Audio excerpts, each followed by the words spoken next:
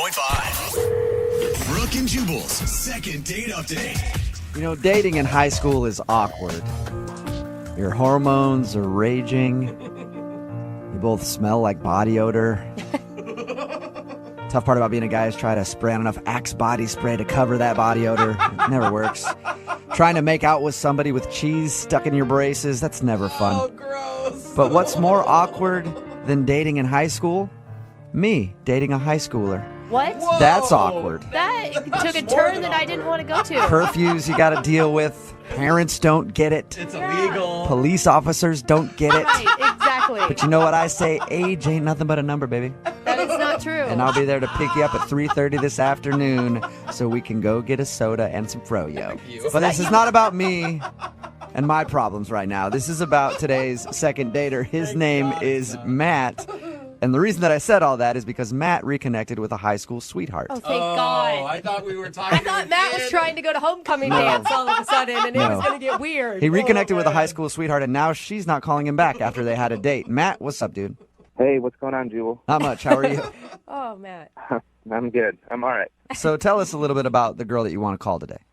Her name's Avery, and we went to high school together. We dated for like a year, our senior years, and then split up for college. I never really came back home until recently. I just moved back a few months ago, and I heard she was still here through some friends and found her on Facebook. And How long ago was this? We started messaging on Facebook a couple months ago.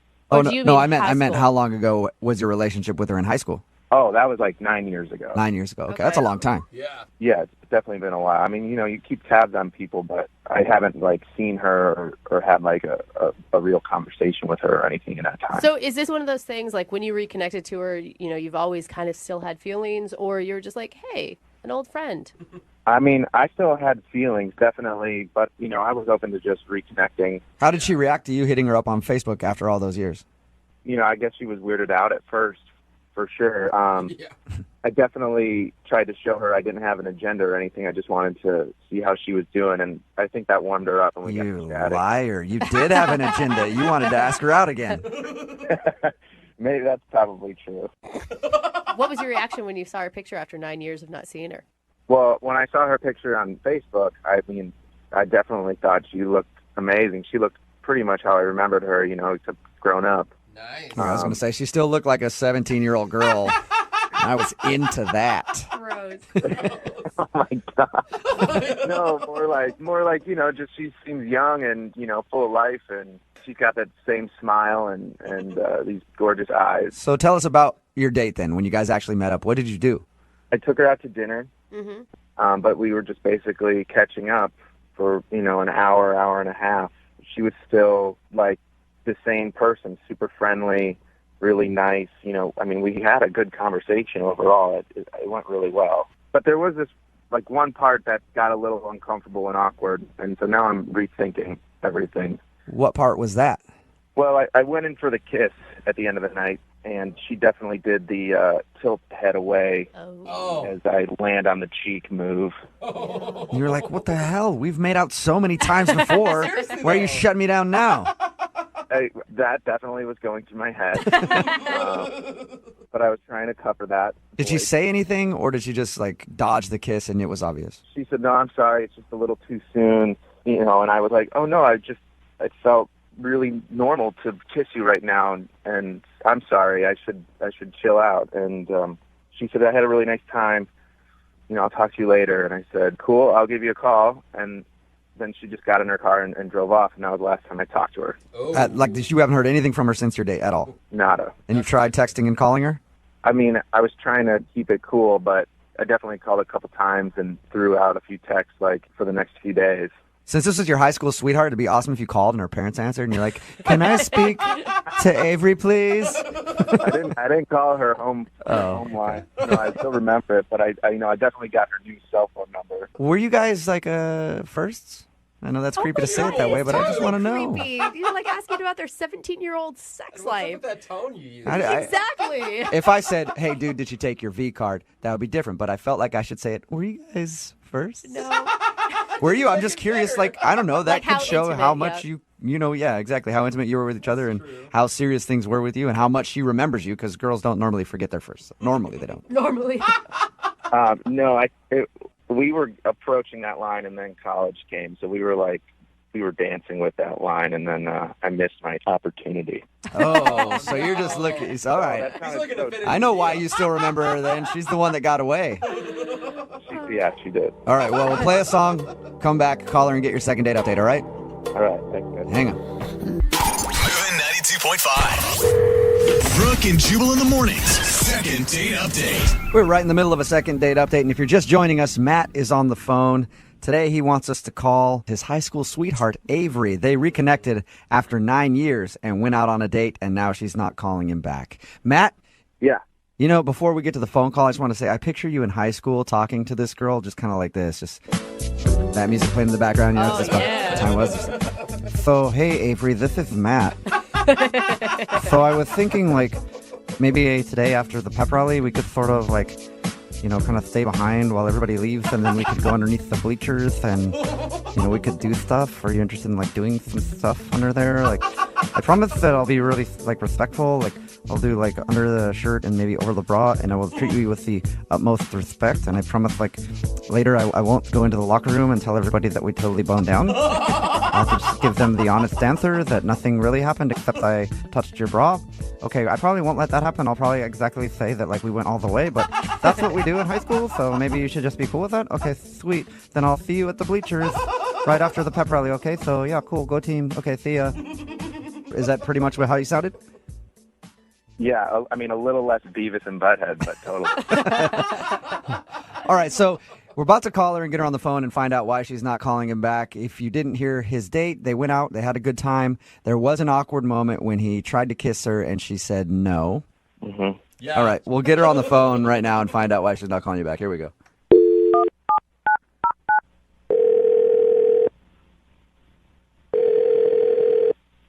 Hello, Hi, can I speak to Avery, please? this is? Hey, Avery, how are you? This is Jubal from Brooke and Jubal in the morning. From what? I'm sorry, from Jubal from Brooke and Jubal in the morning. It's a radio show. what? Sorry, I don't know your radio show. Okay. Well, we're a morning show, and we do a segment on our show called the Second Date Update. Have you ever heard of anything like that? No. What that is where if you go out on a date with somebody and then end up blowing them off, they email us to see if we can get you on the phone and ask if something went wrong. So somebody recently emailed us about you. I haven't really been on any dates, so Did you go out with a guy named Matt a little while ago who you used to date in high school? yeah. Okay. Well, Matt emailed us and told us a little bit about your date. Oh my God. Do you mind telling us why you're not calling Matt back? I just, I just think it's better that we don't see each other. Why is that? I mean, what did he tell you guys? I mean, he did tell us he tried to kiss you and you turned him down.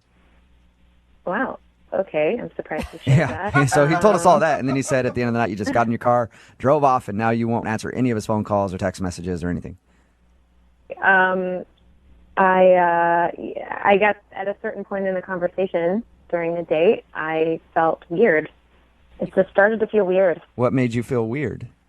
Well, at a certain point, we started to talk about high school and reminiscing about that, and he really hammered it home hard, no pun intended, how we never had sex. Like, it never happened between us. Like he talked about how you guys dated in high school, but you just never quite Sealed the deal. got there. Right, exactly. And then he continued to talk about it. How did he talk about that? It I'm does- curious. I did ask him because I'm kind of a creep like that. You might not know me very well, but I was like, hey, were you guys each other's firsts, or did you go all the way since it was a high school relationship? And he said that you guys messed around a lot but never did anything. So how would he keep bringing that up, though? Well, he just said, aren't you curious what it would be like? What? And then he started bringing up memories about, like that one time in the living room when your parents came home, or, we almost did it and then they came home, or, he's like, I learned a lot of stuff in college. I learned a lot. Was he trying to impress you with his newfound skills? I don't know. I mean, it started to get really creepy because he was clearly fixated on it, like for a long time. Like, he'd really been thinking about it for a long time. It was really obvious. Did he say it that much, or were you just sensitive to it? I mean, he would not let it go, and if that wasn't enough, he kept dipping his carrot in and out of his mashed potatoes as he was talking about it. Gross. You like? Was he doing that on purpose? I'm not sure because it was like this very strange experience where he like wouldn't take his eyes off me, but he was like moving the carrot up and down in the mashed potatoes. It was really creepy. Even if he wasn't doing it on purpose, I mean, subliminal may be even worse. And like locking eyes with me. I mean, it was really creepy. Just staring you down, slowly dipping his carrot into his mashed potatoes. I don't often dip carrots into mashed potatoes, so maybe he was doing it on purpose. Did he? Oh, yeah. Did you tell him that like the whole conversation was making you uncomfortable?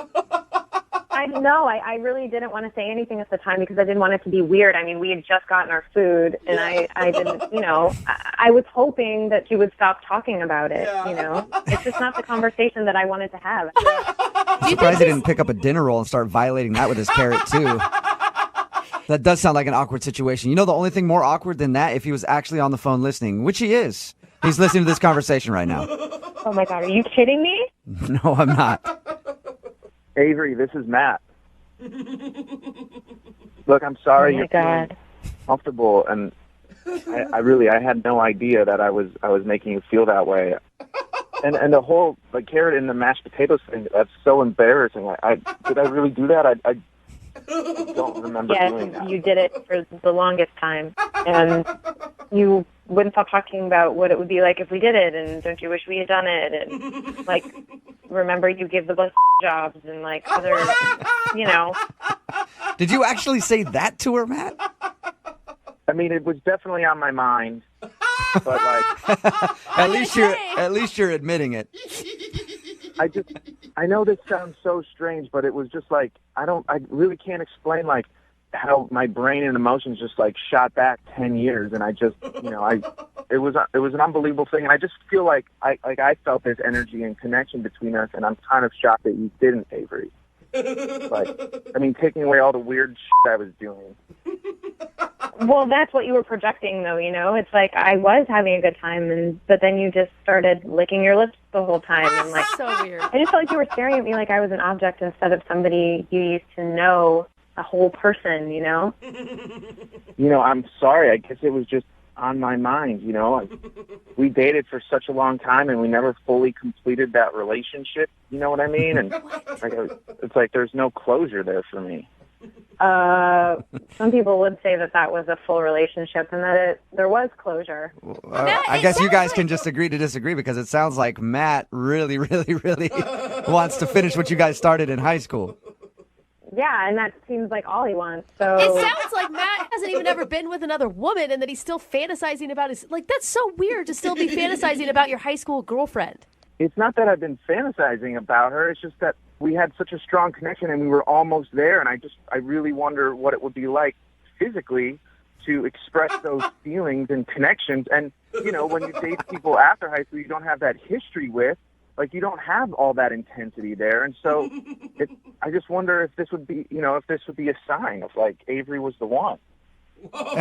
Or you reverted back to a horny high school boy who couldn't think about anything but that. Exactly. yeah, that's how I felt that night, and it just made me really uncomfortable. Okay, well, this is a perfect time then for me to ask Avery if you will go out with Matt on a second date. We will pay for it. That's a solid no. But he's learned so much since high school. You heard him. No. Matt, sorry that didn't work out for you, but hey, man, at least you have all those high school memories, that'll keep you warm and comfy at night. We spent a lot of time on her parents' lawn chairs with this really comfortable quilt. Oh my God, stop, please, Matt. Brooke and Jubal in the morning. If that wasn't enough, he kept dipping his carrot in and out of his mashed potatoes as he was talking about it. Gross. Was he doing that on purpose? I'm not sure because it was like this very strange experience where he wouldn't take his eyes off me, but he was moving the carrot up and down in the mashed potatoes. It was really creepy. One of the weirdest things I've heard any dude do on a first date is Brooke and Jubal in the morning. Matt wanted to call this girl named Avery. They were high school sweethearts. They reconnected, went out on a date, and I guess during the date he just kept talking about how awesome it would be if they went all the way, because they never went all the way in high school. They almost got all the way there, and I guess he's been thinking about it ever since. But during the date, when he was eating his food while he was talking to her about this, he was looking at her and dipping his carrot in his mashed potatoes. Like, Just swirling Just- it around. like- yeah. You like that carrot girl? Somebody texted in at 78592 that says, I can't believe guys can be this clueless. Trust me, I've been a guy all my life. Yes, a lot of us are that clueless. Yeah, and I'm imagining he is just like dipping it and then sucking the mashed Yeah, potatoes just off the carrot slowly. Look how sexy I am right now. If you want a second date update, just email the show, Brooke and Jubal at moving925.com. We will call the person who didn't call.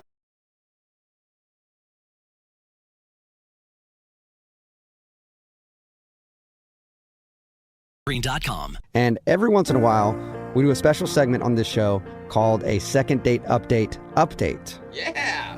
where we contact a couple who has appeared on the show in the past to find out what's going on with them now. Are they still together? Are they not together? Are they hungry? What? I hope they're not hungry. I don't know that we've ever updated on their hunger level. Well, all I know is if they are hungry, I don't have any food for them. So I hope they're not hungry. Okay, I hope not Okay. too, buddy. I think we'll be okay in that category. Least of our worries. Okay. I mean, unless they're hungry for love. Nervous about it.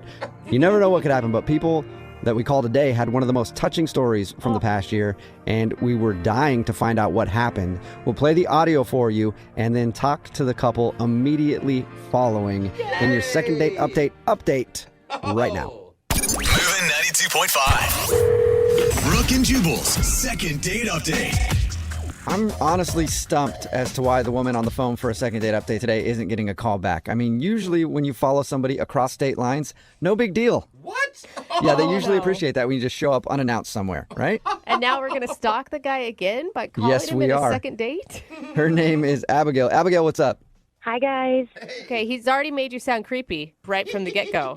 I'm not creepy. I'm just a bit confused. Okay. Sometimes there's a thin line between creepy and confused. I've been a victim of that many times.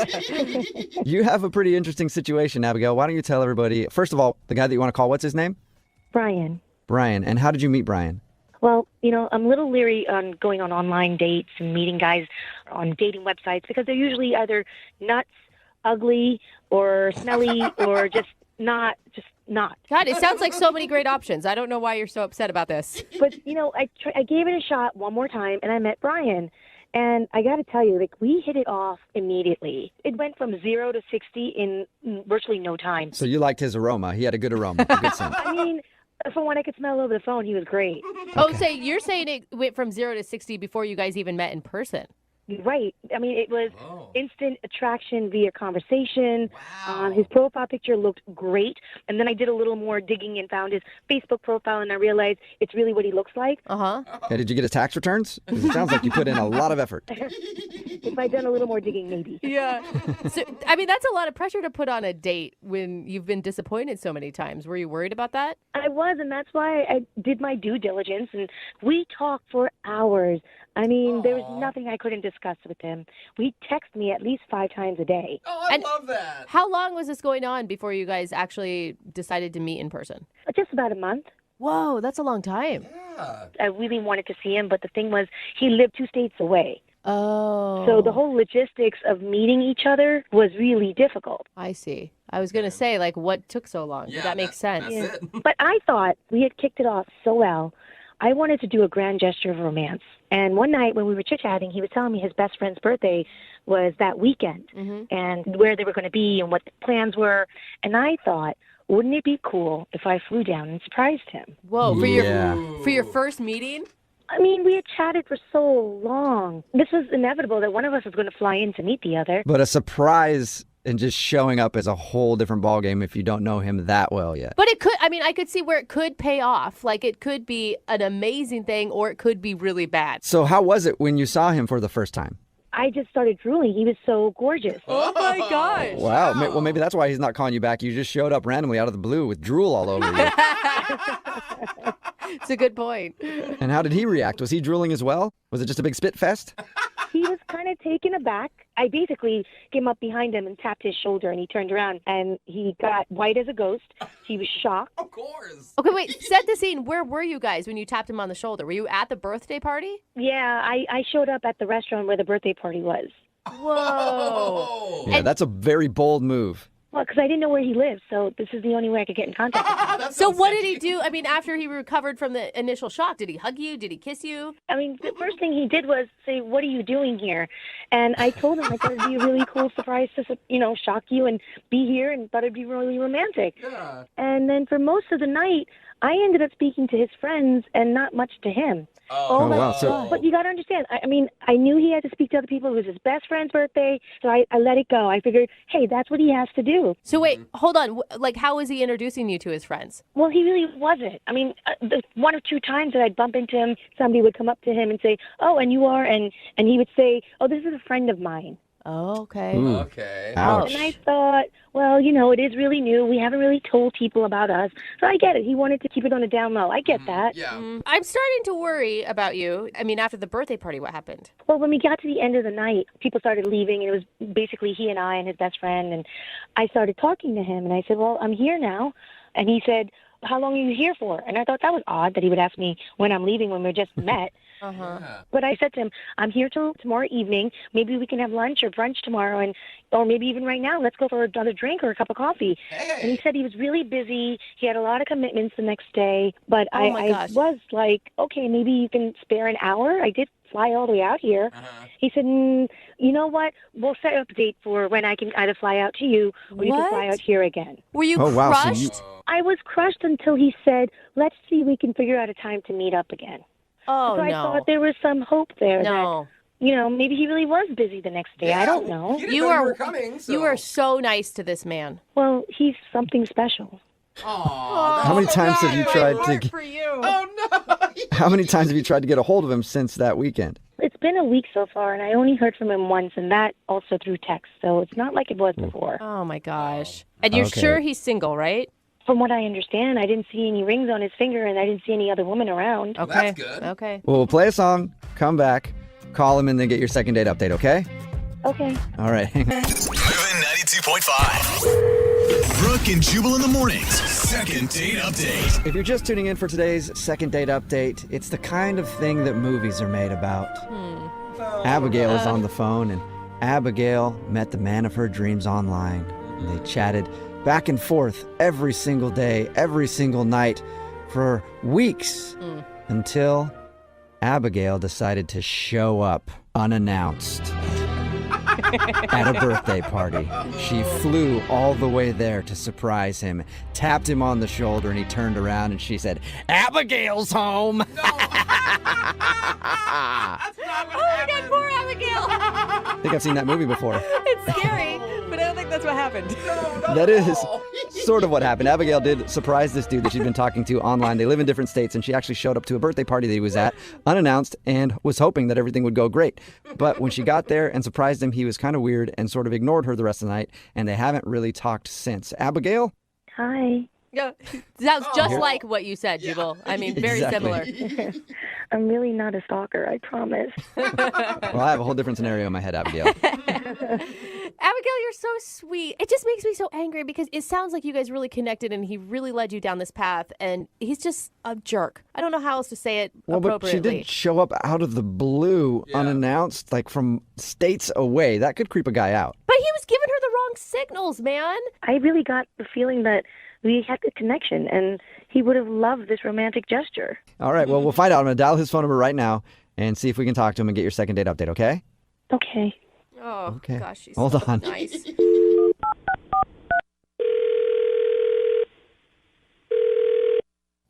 Hello? Hi, can I speak to Brian, please? Yeah, this is Brian. Who's this? Hey, what's up, man? How are you? This is Jubal from Brooke and Jubal in the morning. I'm sorry, who?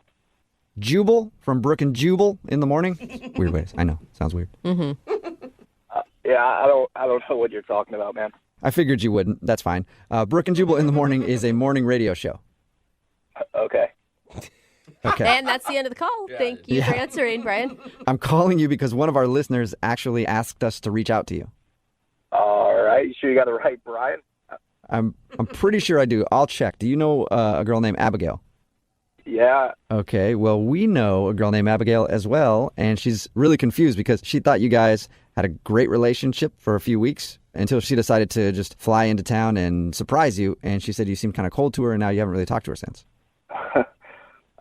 You can understand why that she's going to like any length possible to get some sort of answer. Like if you put that much energy into seeing someone and then they suddenly shut down, like that's got to be really confusing.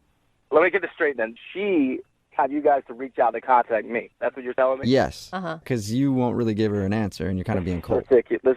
This is crazy, man. It's not really that crazy. I mean, she just wants an answer. I just can't believe that she's doing all this just to get in touch with me.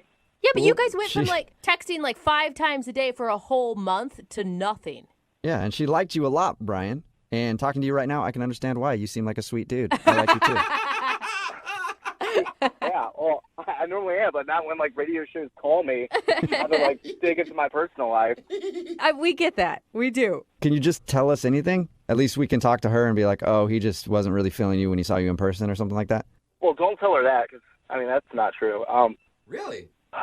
Yeah, no, yeah. I really do like her a lot. There's just stuff going on that I just don't want to get into. Oh, you're in a relationship. I knew it. I told her that. I told her that she swore she thought you were single. No, I know I'm definitely single. That's not it. Oh, okay. Really? It's just I thought what we had going on was good. I mean, I kind of liked, I guess, the distance aspect of it, and then for her to just randomly show up at a friend's birthday party, I'm not really expecting that at all. But why did you spend all night avoiding her? I mean, at some point, if you say that you really like her... Yeah, well, I guess it just got too real for me, having her right there. Too real, like, you like talking to her online and on the phone, but to realize you could actually touch a person was strange? No, I mean, it's not necessarily that. It's just, there's other stuff.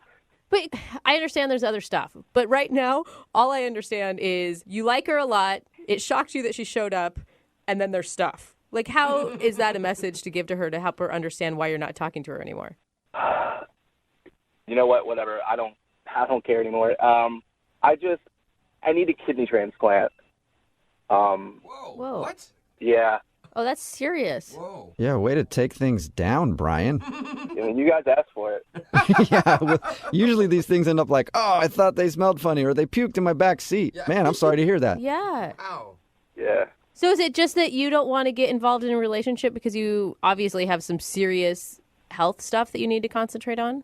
Pretty much. You know, I don't want to drag her into this. You know what I mean? I feel like this is kind of my battle right now. And by her showing up, I realized, you know, that she really does like me a lot.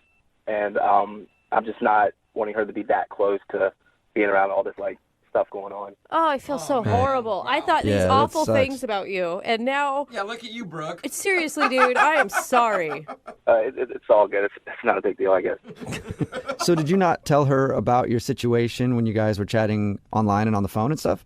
No. You know, I didn't want to tell her this, you know what I mean? Like, I thought if we kept it from a distance, you know, we can keep it upbeat and not have to kind of, like, talk about all this stuff. Yeah. You know, I really just enjoyed her conversation, and sometimes, you know, when there's a lot of bad stuff going on in your life, to have somebody there to kind of just talk to you and, you know, just kind of laugh with and stuff like that, it kind of brings you up. So I didn't want to, like, kind of bring her down by Right. you know, the transplant. Yeah, and you were able to escape your own stuff, too. You know, Brian, you're kind of making this difficult on me because this would normally be the point where I'd try to deliver a witty line and then tell you that the person is on the other line listening to the conversation. But I don't have any witty lines, so I'm just going to connect you two so you can talk, okay? Wait, is she on the other line now, or what do you mean by connect us? Yeah, she's listening to this phone call and wants to talk to you. Oh, my God, man, are you kidding? Like, I just didn't even want her to know. Yeah, sorry. Unfortunately, she does know now. Abigail, are you there? Hi, Brian. Hey, sorry, I didn't really want you to find out this way. No, I'm sorry. I don't even know what to say. I'm You shocked. don't have to say anything. I mean, I know that I didn't tell you, so there's no way you could have known. It's just, I don't know. I didn't know how connected I was going to get with you, and then I guess I got worried about actually telling you. So. But I want you to know something. I care about you more than you can imagine. I'm here if you want to talk. I'm here if you need me to make you laugh. I'm there for you. I really appreciate that, because I mean, I don't know. I got scared once you got down there, and you know, actually seeing you, and it made it seem too real. And I guess I pushed you away a little bit and didn't want to, you know, get too close. Listen, get close. If you need me to do anything or help you or just put a smile on your face whenever you need me. Yeah, you're such a sweet person. I don't want you to get all caught up in this and then something go wrong. Right now, I'm on a waiting list. I'm not, you know, there's no guarantee of when I'm going to be able to get the transplant. And honestly, Abigail, I really care about you, and I really want to keep you in my life. And at the same time, because I care about you so much, I feel like I can't. I don't know. I'm just really torn right now. I mean, I'm willing to take a blood test. Is there any way maybe I'm compatible in some way? Whoa. No, I don't want you to do that, Abigail. I really. Listen, this is about kindness. This is the reason why I was put in your life. The chances are so slim that that's even possible. I don't want you to have to go through with that. But Brian, there's always a chance. It may be slim, but it's still there. Yeah, but it's just I can't think about you actually giving up your kidney for me. I can't think about you doing that. I don't want that to happen. Well, I got 2. Good point. Good point. Yep. So I can give one up. It's like a spare tire. Wow. I don't even know what to say. At least give me the chance or the opportunity to look into this. Consider it. You have to consider it. Brian, how about this? How about we send Abigail out to you, and you guys can spend the weekend together. You can hang out. You can go on a few dates, and you can even discuss a possible kidney transplant. I've never had to say that in a second date update before, but I'm saying it. So I can't believe this is actually happening right now. Oh my God. would you be interested in that, Brian? Just checking things out? I don't know about the whole kidney transplant, but the date would be awesome. I would love to go on a date. Yes. Okay, Brian, so that's a yes. Yeah, definitely. Yay! I'm happy to hear you say that, Brian. Oh, me too. Yeah, I'm really excited that I'll actually be seeing you. This has been a really weird second date update. Normally Yeah. it's the dude who's begging to put his organ in a woman. And Organ jokes. You had to, didn't you? I couldn't help it, yeah. Brooke and Jubal in the morning. That was a second date update from 6 months ago, and we're on the phone with Brian and Abigail for a second date update right now. Oh my gosh. Hey, Brian and Abigail, how you doing? Hey, how you guys. doing? Oh my God, I've Good. never been so excited to get an update. I know. Yeah, what's the update on your story? I can't thank you guys enough for, bringing us together, flying me out to see Brian. It was great. He showed me around the city. We got to know each other better. It was awesome. Oh, Really wonderful. Oh, Yeah, she even made a shirt and wore it that said, "This guy needs a kidney," with like an arrow pointing towards me. So that was pretty good. that's kind That of was pretty cute. good. So the spark is still there. For me, there's more than a spark. Ooh. For you, Brian, or are you, Brian, you're like, oh my God, dude, she would not go away the whole week. No, it's definitely, it's been great. I really appreciate you guys doing this for us. It's just we're trying to still take it a little bit slow with everything that's going on. Yeah, but you're talking in us, and that it means you're in a relationship. Yeah. Well, we're not quite calling it a relationship right now. Okay. Okay. Oh. So what are you then? I mean, we're definitely really good friends. I mean, I think we're Yeah. definitely really, really good friends right now, and just trying to see where it goes. Oh. Good friends who do it. I like Yeah, that. right? Those That's are what the I'm best kind thinking. of friends. Are you kidding me? Friends with benefits. Well, here's the situation that we're dealing with, to be totally honest. Okay. I went through extensive testing, and I found out that I am a match. My Oh, kidney my is a God. match. For What? a kidney replacement? Yeah, a match for a kidney replacement. Whoa! What are the Awesome. chances? And in 6 weeks, we have the operation scheduled. Oh, yay! Oh, that makes me Great teary. news. I know. Yeah, and it's scary and exciting all at the same time. But yeah, we are scheduled for the operation. You're going to give him a kidney and you're in the friend zone? I have a feeling, Brian, you're okay with that, right? Yeah, no. Like I said, it's just I don't know. We didn't want to get like too serious before the transplant and everything.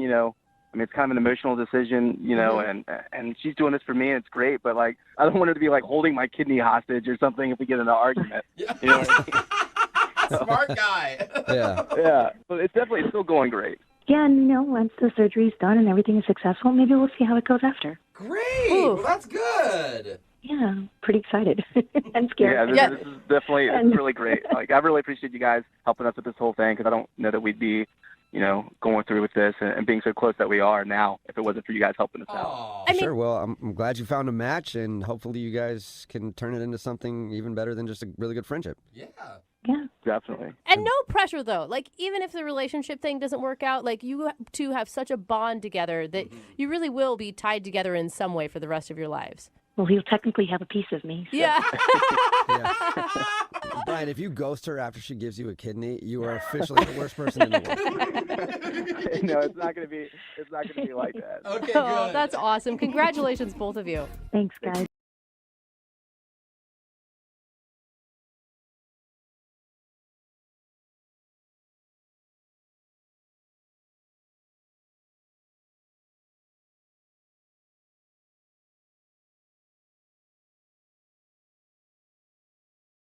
A girl named Amy is on the phone. She wants to do a second date update with us.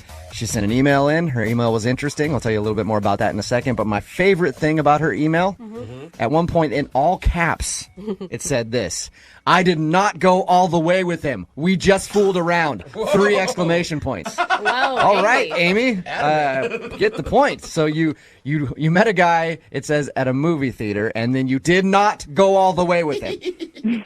That's correct. Okay. Why is that so important for you to put in all caps, Amy? Because I'm not that kind of girl. I mean, we just met that night, and we just fooled around. We did not go all the way. Okay. My guess is that at some point in your life, you've been called all the way Amy. Oh, no. Okay. All right, let's find out a little bit about your date before we get into the specifics of how far you went, because I want to know everything now that you put it out there. What part of the way? Yeah, so your email says that you met this guy at a movie theater? Yeah. Me and my friend, we went to see a movie, and these guys sat down next to me. One of them, his name was Marcus, and he was all tattooed and just had this bad boy vibe. I love bad boys. I think that's the problem. Yeah. A lot of ladies love bad boys. Like really rough around the edges, kind of too cool for school vibe. Yeah. You can't stop thinking about him, can you? I can't. And after the movie, he was like, do you guys want to come to a bar with us? And my friend really didn't want to go, but I convinced her to. Because you just had to get more of Marcus, huh? Oh, yeah. Yeah, well, yeah. So how much convincing did it take to get your friend to go to the bar with these guys? I mean, she owes me one, put it that way. It wasn't that hard. Now, did she not want to go because she didn't like the dudes, or did she had to work the next morning? I mean, the other guy just wasn't that appealing. Oh, okay. But- Gotcha. So she's like, I see. Yeah. Why do you get Marcus? And I get his other friend. I guess I was lucky. So you obviously went to the bar. How did that whole thing play out?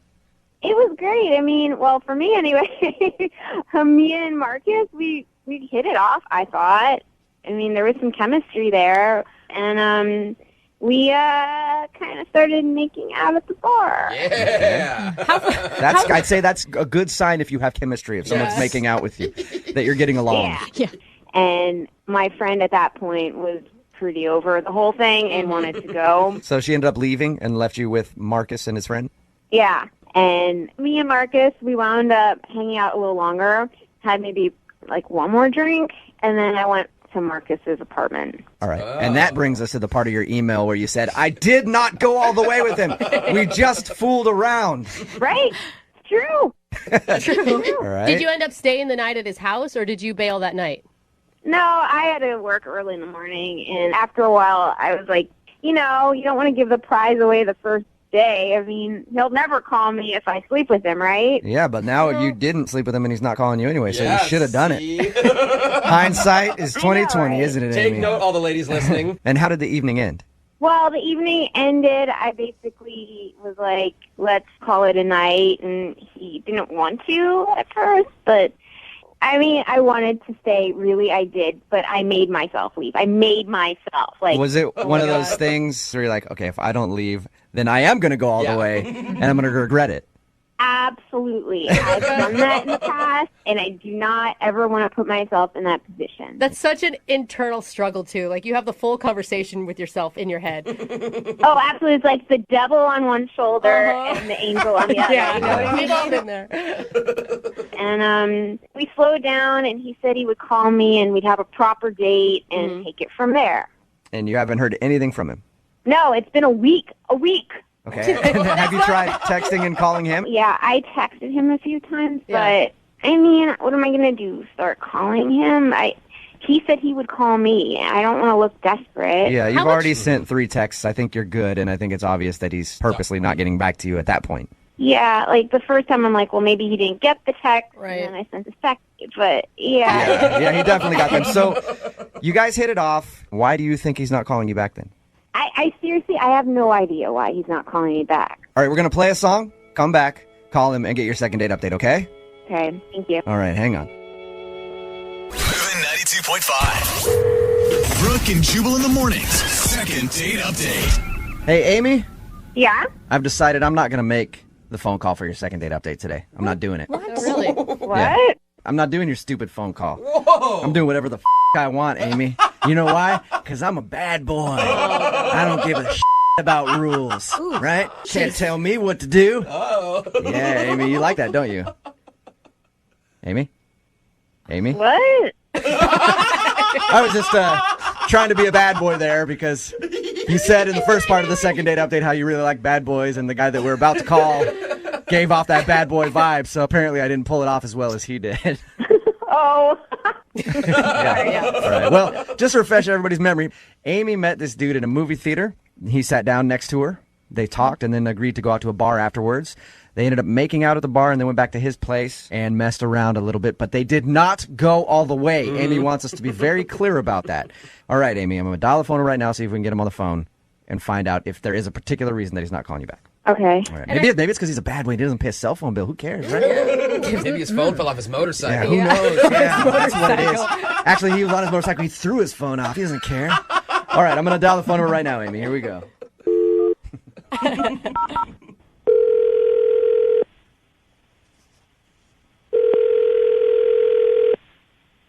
Hello? Hi, can I speak to Marcus, please? This is Marcus. Hey, Marcus. How you doing? This is Jubal from Brooke and Jubal in the Morning. This is who? Jubal from Brooke and Jubal in the Morning, the radio show. Is there something I could do for you? Yes, there is, actually. I'm calling you because we recently got an email from somebody that you went on a date with. Her name is Amy, and she's a listener to our show. And she told us about an evening that you guys shared together, but now she's not getting a call back from you. So she wanted me to call and see if I could find out if she did something wrong. Who are you talking about? Amy? Whoa. You apparently met her at a movie theater and then went back to your place and messed around? Oh, yeah. Okay, yeah. It's ringing a bell. So you remember Amy. We talked to her about, your the time that you hung out. I guess I can't really call it a date because it's kind of just like you guys met and then went and hang out and had drinks. But she's wondering why you're not calling her back because she's also told us that she tried to text you 2 or 3 times and you haven't responded. I don't know about Amy, just Are you just not interested? yeah, I don't know if it's my thing. I'm pretty busy dude, Okay. So there's no specific reason. Well, when I met her, she seemed pretty cool and pretty open to whatever, and we went out and had a good time, and I thought she was DTW, and she just wasn't. I think maybe some people need an explanation Yeah, on that. DTW? I don't know what the W is. Yeah, I know though. DTF. I don't know Yeah. DTW. It's down to whatever, Oh, okay. okay. All right. So, okay, are you not calling her back because she didn't sleep with you that night?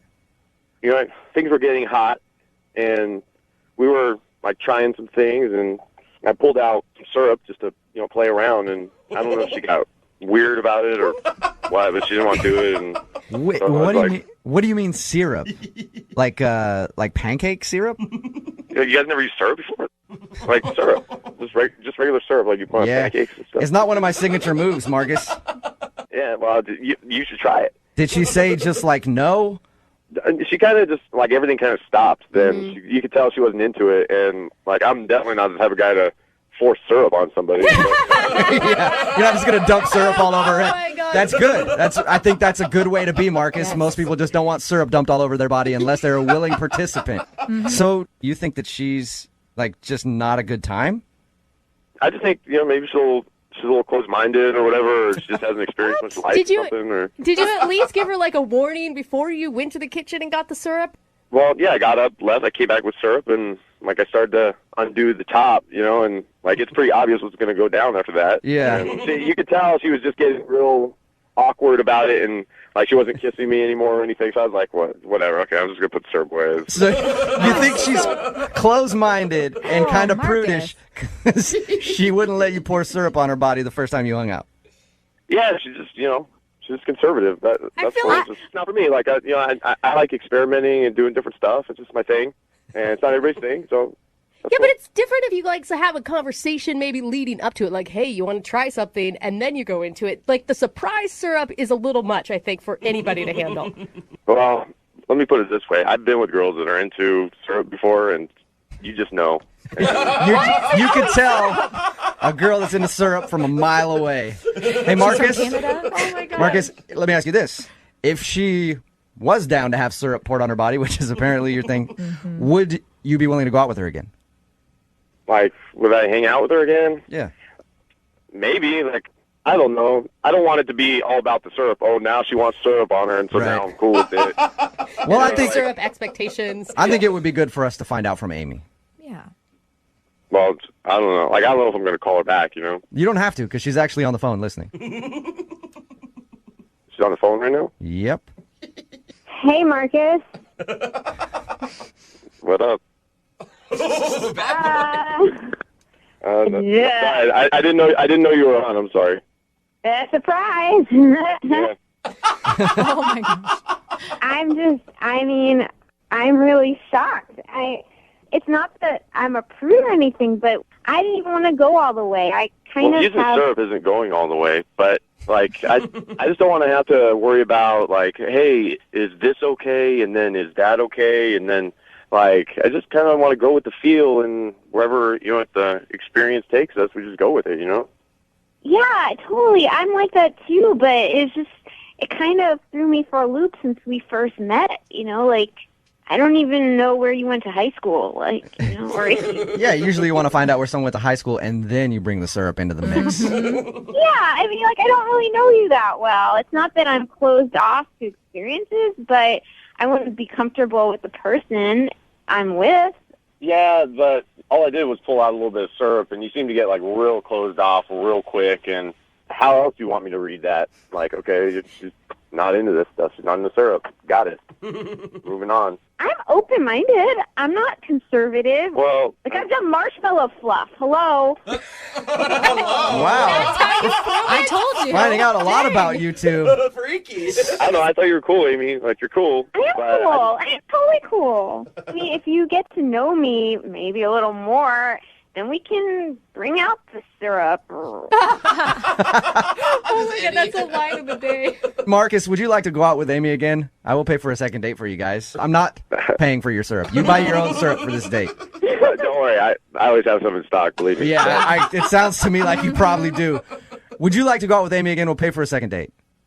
You'll pay for it. I'm down. I'm down to hang out again, Amy. All right. Awesome. We're going to have a really good time. Yeah, I bet you guys are.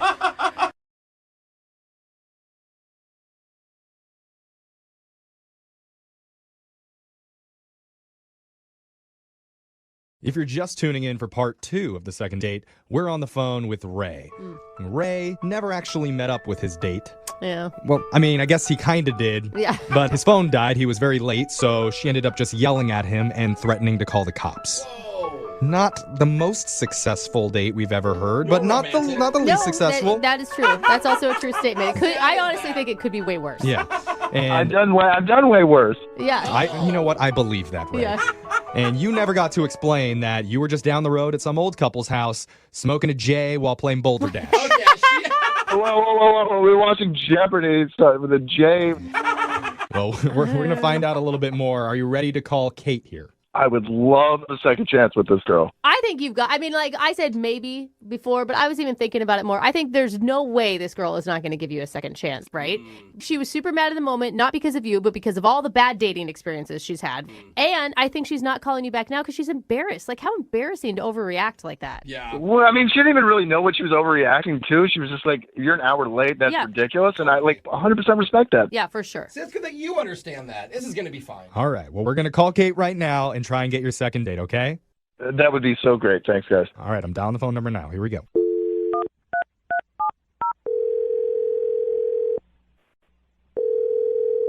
Hello? Hi, can I talk to Kate, please? This is she. Hi, Kate. My name's Young Jeffrey from the radio. Do you have a moment to chat? What's this about? This is about something that we do on our show called a second date. Okay. What does that mean? Hurry, Jeff. You're very Sorry. businesslike. That's a good point. I have to fast. Okay, it's where someone reaches out to us because they went on a date and then they're getting blown off, so we call that person, try and figure out why. Did you get that? Yeah, I guess.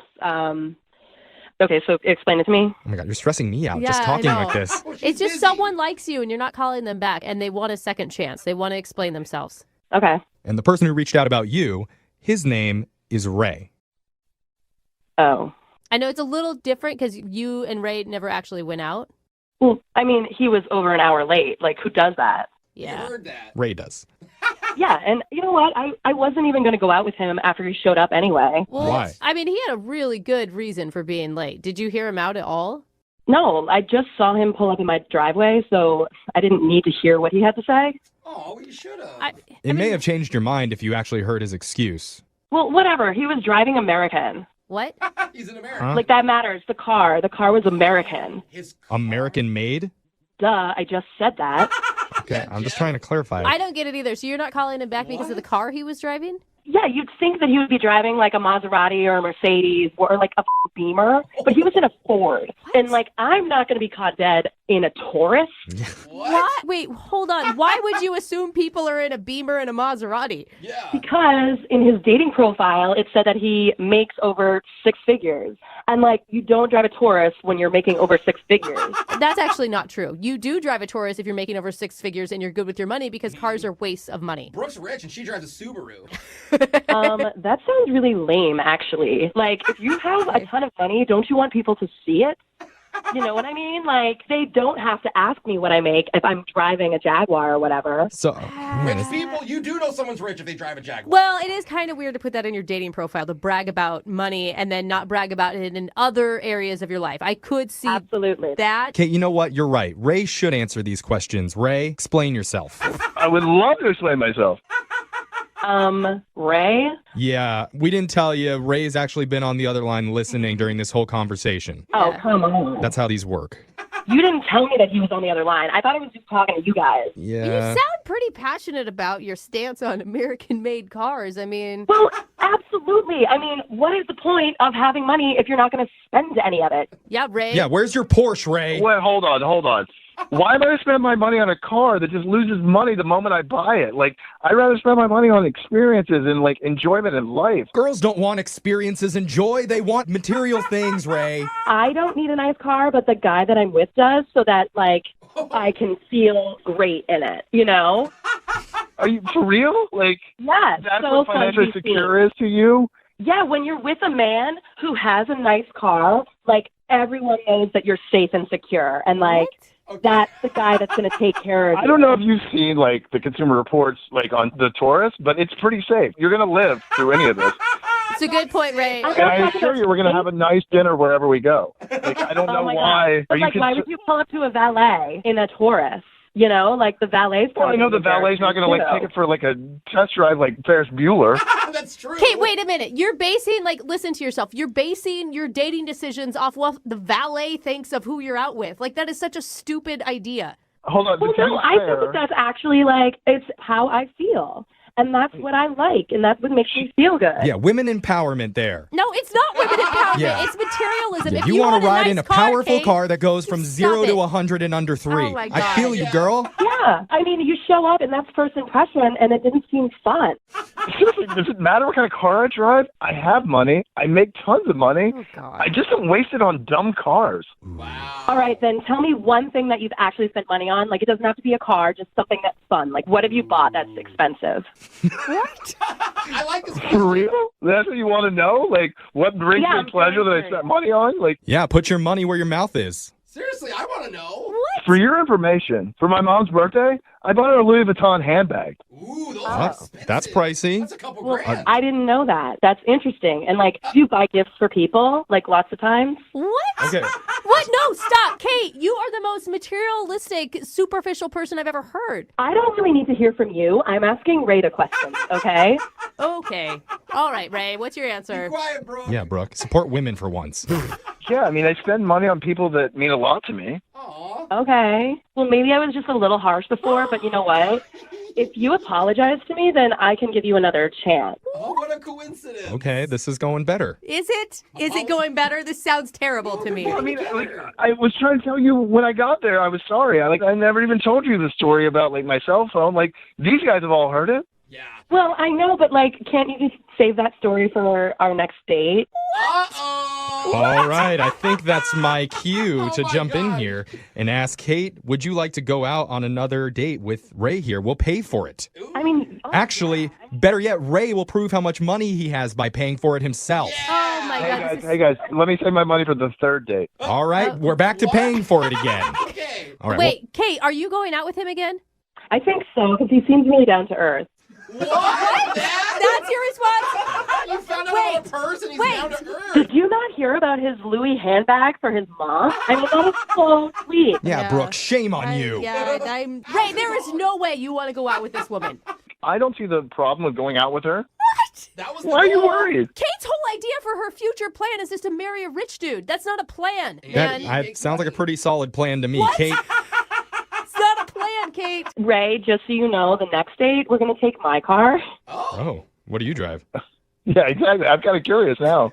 Well, it doesn't matter, Ray. It's better than anything that you have. I've got money on a Jetta. Anybody else? Look. All right, well, I think this is a success. Congratulations, you two. Oh my God. Thank I'm you. so disappointed. You're going to have beautiful, rich babies together. Perfect. See, guys, it's not about the type of car you drive. No, it's just about how much money you have. Yeah. That's what we learned. That's where true love is. We do lots of second dates where strange things happen to couples while they're out. Yeah. But this might be the strangest. Really? Because the date that was supposed to happen never did. Ooh. Where did it go? Wait, it's like a mystery? Who did it go with? Dates never happen all the And time. what would you do for a Klondike bar? I am so confused by all of this. Yes, many, many questions that we may No. never get answers to. That's not why I'm confused. The mystery. It's the Klondike bar and why you're so mysterious about this. Well, Is that a word? Well, maybe we'll just get some Mystified. answers by asking Ray, who's on the phone right now and actually has the information that we're looking for. Now, Ray, this sounds a lot like a certain mystery novel I couldn't put down the other night called Ball Gags, Lies, and Dead Guys. Have you heard of that one? I have not, but I'm hoping we can get to the end of this novel quicker than that, I hope. Yeah, well, highly recommended, okay? It's a page turner. I was definitely choking something back. Okay. Oh my gosh. At least we know this novel doesn't include dead guys, because Ray, you're alive and on the phone with us. Yeah, 100%. I'm here. Okay. All right. Well, I'm hoping that your story is as interesting as the one I was reading. So I bet it's not. tell us about the girl that you want us to call today. What's her name? Her name's Kate. Okay. Okay, and how'd you meet Kate? So we met online on an app, yada, yada, yada. Not so interesting.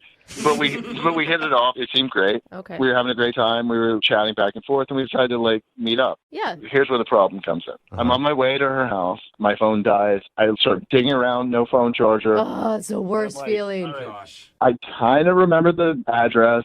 I definitely know the street. Oh, no. Oh, it's like old and How do you navigate? Oh, my God. You had to pull over, ask for directions? Well, as for directions, but I'm like, do you guys know Kate? Yeah. You could have gone to a gas station and bought a charger for your phone. Oh, that's actually smart. I didn't ever even You're think of right. But my biggest fear was to be late for my date. that. Okay, so did you find her apartment? Well, what I think is the address that Kate lives at is actually the address of this lovely elderly couple. So you had a date with two old people. Cool. Well, I did. I spent a good bit of time with them. So, wait, hold on. You walked up to a house thinking that it was Kate's place, but an elderly couple answered the door and you went in? Well, an older woman answered the door, and I asked if Kate was there, and she's like, come on in. She didn't quite say Kate didn't live there. Oh, my God. I mean, I think they were a little lonely, but it was cool. So with hanging out with your new old friends, did you find out that this wasn't Kate's house? I found out right away, but the lady was so insistent on helping me find Kate Oh, no. that I couldn't leave. Did these old people not have a cell phone charger for you either? No, they had one of those rotary dial phones. Oh, my God. A landline. All right, so did they ever locate Kate for you? They called around to the neighbors and finally figured it out. Oh, my God. Old people have time to do anything. You can walk in with a problem and they'll spend the entire week trying to solve it for you. Well, and all of a sudden, you're like the hot topic of the neighborhood gossip. I'm sure they're still talking about me today. So wait, what happened? Did you meet Kate? I went over there, and it was not good. Oh. No. Was she mad that you were late? Yeah, I mean, she definitely was a little bit upset because I was over an hour late. Yeah. She didn't even want to hear that I was talking to her neighbor. These old people, she was over it. So she hasn't even heard your cute story about your cute old friends now? when I tried to explain to her like what had happened, she told me to like get off her property, and if I didn't get off, she was going to call the cops for trespassing. Oh, that's a positive response. Probably a good sign that she wanted to see you in handcuffs. I don't think that's what we take from that. Well, I mean later, but like after dinner, I think. Yeah. So the date never happened, and so we know why, obviously. She's not calling you back, and you're just hoping we can convince her to go out again? I'm hoping you can like try to explain to her that it wasn't intentional. Like, I mean, I made some new old friends, I guess. So how long did you stay outside of her house yelling at her until you finally decided to go home? I don't know, 5 minutes. Not enough to like cause a scene. Okay, that's All good. right. It wasn't crazy. But I did end up going back over to the old folks' home and hang out with them. Okay, well. Yeah, they were so nice. What? And I felt bad for them because they were like, if it doesn't work out, come back over here. So I did. Oh my god. What did they say about Kate? I mean, you told them the whole story. They're obviously vested in your love life at this point. They felt terrible for me. They said that any girl would be lucky to have me. Oh, classic. Yeah, that is classic grandma, old grandpa. people. They pinched his cheek. Yeah. All right, Well, so look how adorable he is, Henry. so you haven't been able to reach Kate at all. Not at all. How many times have you tried to get a hold of her? Well, a few, but not too many. Like a couple texts and one phone call. Okay, so not a crazy amount. That's a All good right. sign. I think we can salvage this. I think she was just angry in the moment. Now that she has time to calm down, she hears the story. We're getting you a second date. I agree. Or if not that, at least a partner at the bingo game. So there's going to be a positive that comes out of this. We're going to play a song, come back, and call Kate, try and get you a second date, okay? Oh my God, thank you guys. That'd be huge. I feel like I totally screwed this up. You All kinda right. did. Yeah, we're going to try and fix it for you. Hold on.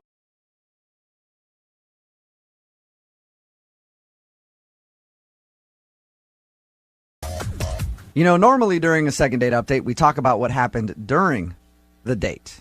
Today's a little bit different, though, because Patrick is on the phone. He wants to call a girl today that he met off of Tinder. Apparently, they had a great date, but it's what happened after everything was done that gets really strange for him. Patrick, how are you? Hey, guys. How you doing? Good, man. So you met this girl on Tinder? Yeah, I did. All right. And your email said that this girl was different than other girls that you've met on Tinder. Why is that? Well, I don't know if you've been on Tinder, but this girl is she's classy, she's educated, she's funny, she's smart, she's great. So it's not just somebody that you wanted to hook up with. No, I mean, I really liked her a lot, actually. Did she seem like, impressed by you or pleasantly surprised? Well, she said it was her first time on Tinder, so... And you're like, all right, man. let me show you how Tinder works. Come back to my place. Dude, I'd be so nervous if I was going out on my first Tinder date. Was she, hesitant at all? Well, maybe at the start she was, but after some wine and some more wine and some more wine... Yeah. It always seems to help. Yeah.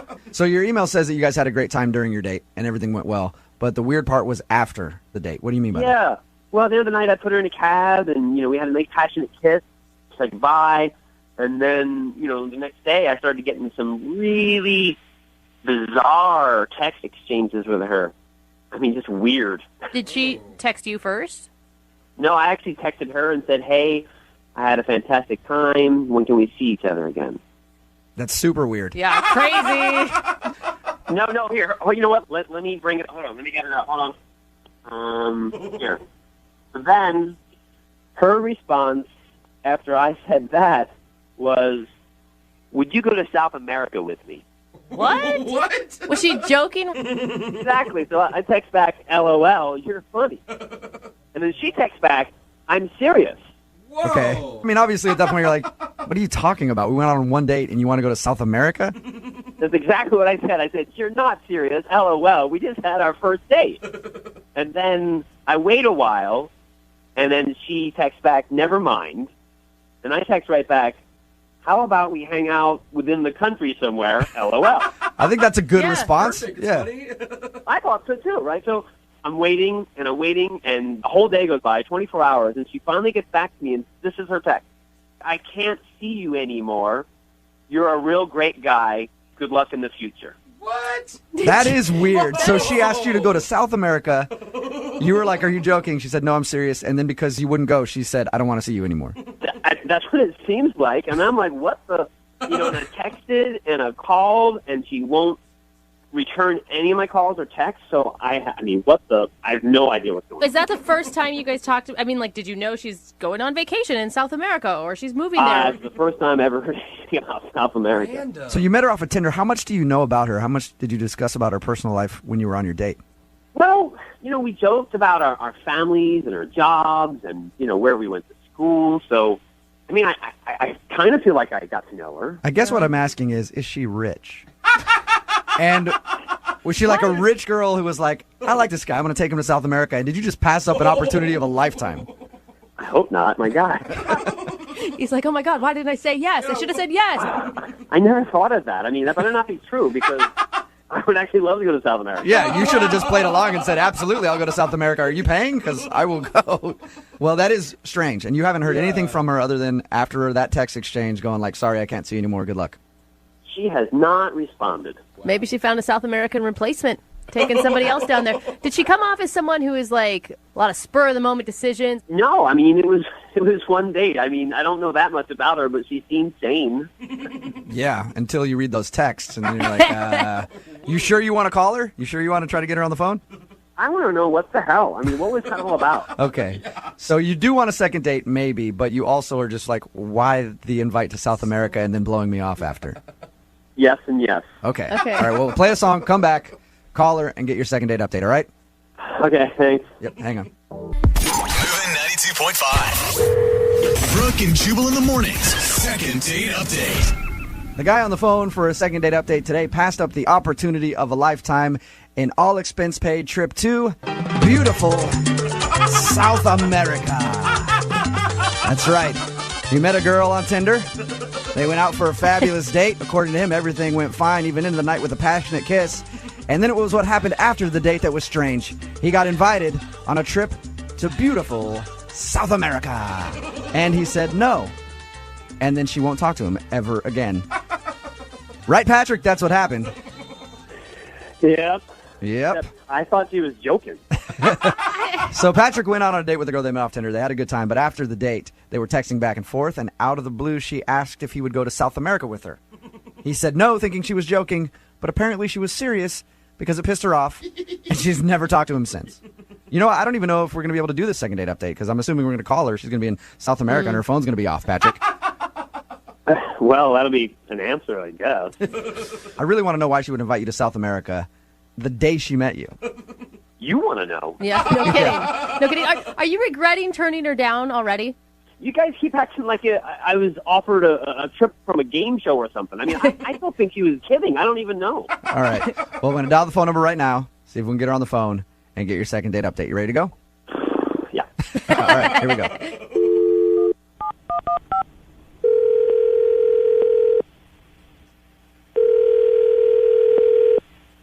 Hello? Buenos dias. Can I speak to please? Yeah, this is. Hi, how are you? This is Jubal from Brooke and Jubal in the morning. I'm sorry? This is Jubal from Brooke and Jubal in the morning. How are you doing today? I'm sorry, I think you have the wrong number. I didn't sign up for anything, I'm sorry. I know you didn't sign up for anything, but somebody sort of signed you up for something. Okay, well, I'm sorry, if that's true, then you can take me off the list. I'm not really interested. Unfortunately, I can't take you off the list because this is a morning radio show, and you recently went out with one of our listeners, but aren't calling him back. So he asked us to get you on the phone and find out why. I don't know if I'm comfortable with this. I'll give you a little background first, okay? His name is Patrick. You guys met on Tinder? I'm sorry. I'm not comfortable talking about this. I'm not interested. Can I just ask you one question? I'm just curious about the text messages that you sent him after your date when you invited him to South America. Were you being serious? Whoa. Wow, Patrick. You must have really pissed her off by not agreeing to go to South America. This is getting even weirder. All right, I'm going to try to call her back. Look, I'm not trying to be a bitch. If I'm going to talk to you, I need you guys to bleep my name out. Okay, that's fine. I can beep your name out. You're pretty much, you're anonymous anyway. Nobody really knows who you are. Do you have friends that listen to the show? I don't know. I don't even know who you guys are. So. Okay. So you're pretty much anonymous. I promise you, if you let us talk to you for a minute, I will beep your name out. Nobody will know who you are. So what do you need to know? Well, I'm curious about the text messages that you sent to Patrick. So we talked to him about your date. He said that it was great. And then he told us after your date, You asked him to go to South America. He thought you were joking, and then it sounded like you were serious, and that's the last he's heard from you. Those were private messages, and he probably shouldn't have shared them with you. Okay, but he did, and he liked you a lot, so he asked us to get you on the phone. Do you not like Patrick? No, I thought Patrick was a really cool guy. I thought he was, cute and funny and smart. Okay, and were you serious about the invite to South America? I'm just, my life's been pretty complicated lately, and Okay. it's just, I'm just going through some weird stuff right now, so I don't. Okay, well, I don't want to get into all your personal stuff. I appreciate you taking the time to talk to us. If you liked Patrick, though, can you help us give him some sort of explanation? Because he really enjoyed your time together, so much so that he emailed us to get you on the phone. I feel super shitty. I didn't want him to feel. I don't want him to feel blown off. I don't want him to feel like he's not a good guy. He is. It has absolutely nothing to do with him. It just has to do with what I'm dealing with right now. Okay, can you give me anything that I can say to him, though? Like, just tell me what I can tell him so that he can feel good about it and move on if you don't want to see him again. I'm getting married in 2 weeks, and What? Married? You're getting married in 2 weeks? Oh, girl. yeah, I'm getting married. I'm getting married in 2 weeks. Why Okay, are you what- on Tinder? I only did it once. I'm just having a lot of second thoughts, and Patrick seemed like a really cool guy after talking, and I figured if I went on one last date, maybe if I liked it, the universe would tell me where I was supposed to be, whether it was dating or getting married, and So you were kind of having second thoughts about getting married and thought, I'll try one more date. If it's good, that means I shouldn't get married? I don't know what the I was thinking. It's been a really stressful time, and I know it was stupid. Okay. Why are you getting married? Don't get married. If you're kissing another guy, don't get married. What are you thinking? That's the worst decision you could ever possibly make. You know, Les, I already feel pretty I don't even want to make me feel shittier. All right. No, it's gonna Hey, make I'm you not. feel No, shittier we're not if trying to. you're We're not trying to married. make you feel. What? We're not trying to make you feel crappy about it. Look, we're gonna keep her on the phone. We're not trying to make you feel. We're not trying to make you feel crappy about it. I promise. And I appreciate you taking the time to tell us what happened, because then I can go back to Patrick and sort of explain things to him. I do have a question about the South America thing. Can you shed any light on that? I just thought we had a connection. I thought he was really special, and I figured if we were both willing to just drop everything and just leave and go be ourselves elsewhere, then maybe that would make us happy. Whoa. And I thought maybe he'd say yes. I thought He said that you guys had a lot of wine. Was it the alcohol talking that night? no, I was sober when I texted him. You were sober when you texted him about Oh South America. my So good in your Lord. mind, if you guys ran away together, like you were willing to run away with him if he said yes. I thought if he said yes, that would be where we were supposed to be. Yeah. So you're just going to run away from all your problems, leave everything in the dust. I think it's kind of a thing to say. I'm sorry. Hey, what? Look, I whatever you're going through, you're going through. I appreciate you staying on the phone with us, and I appreciate you talking to us. Okay.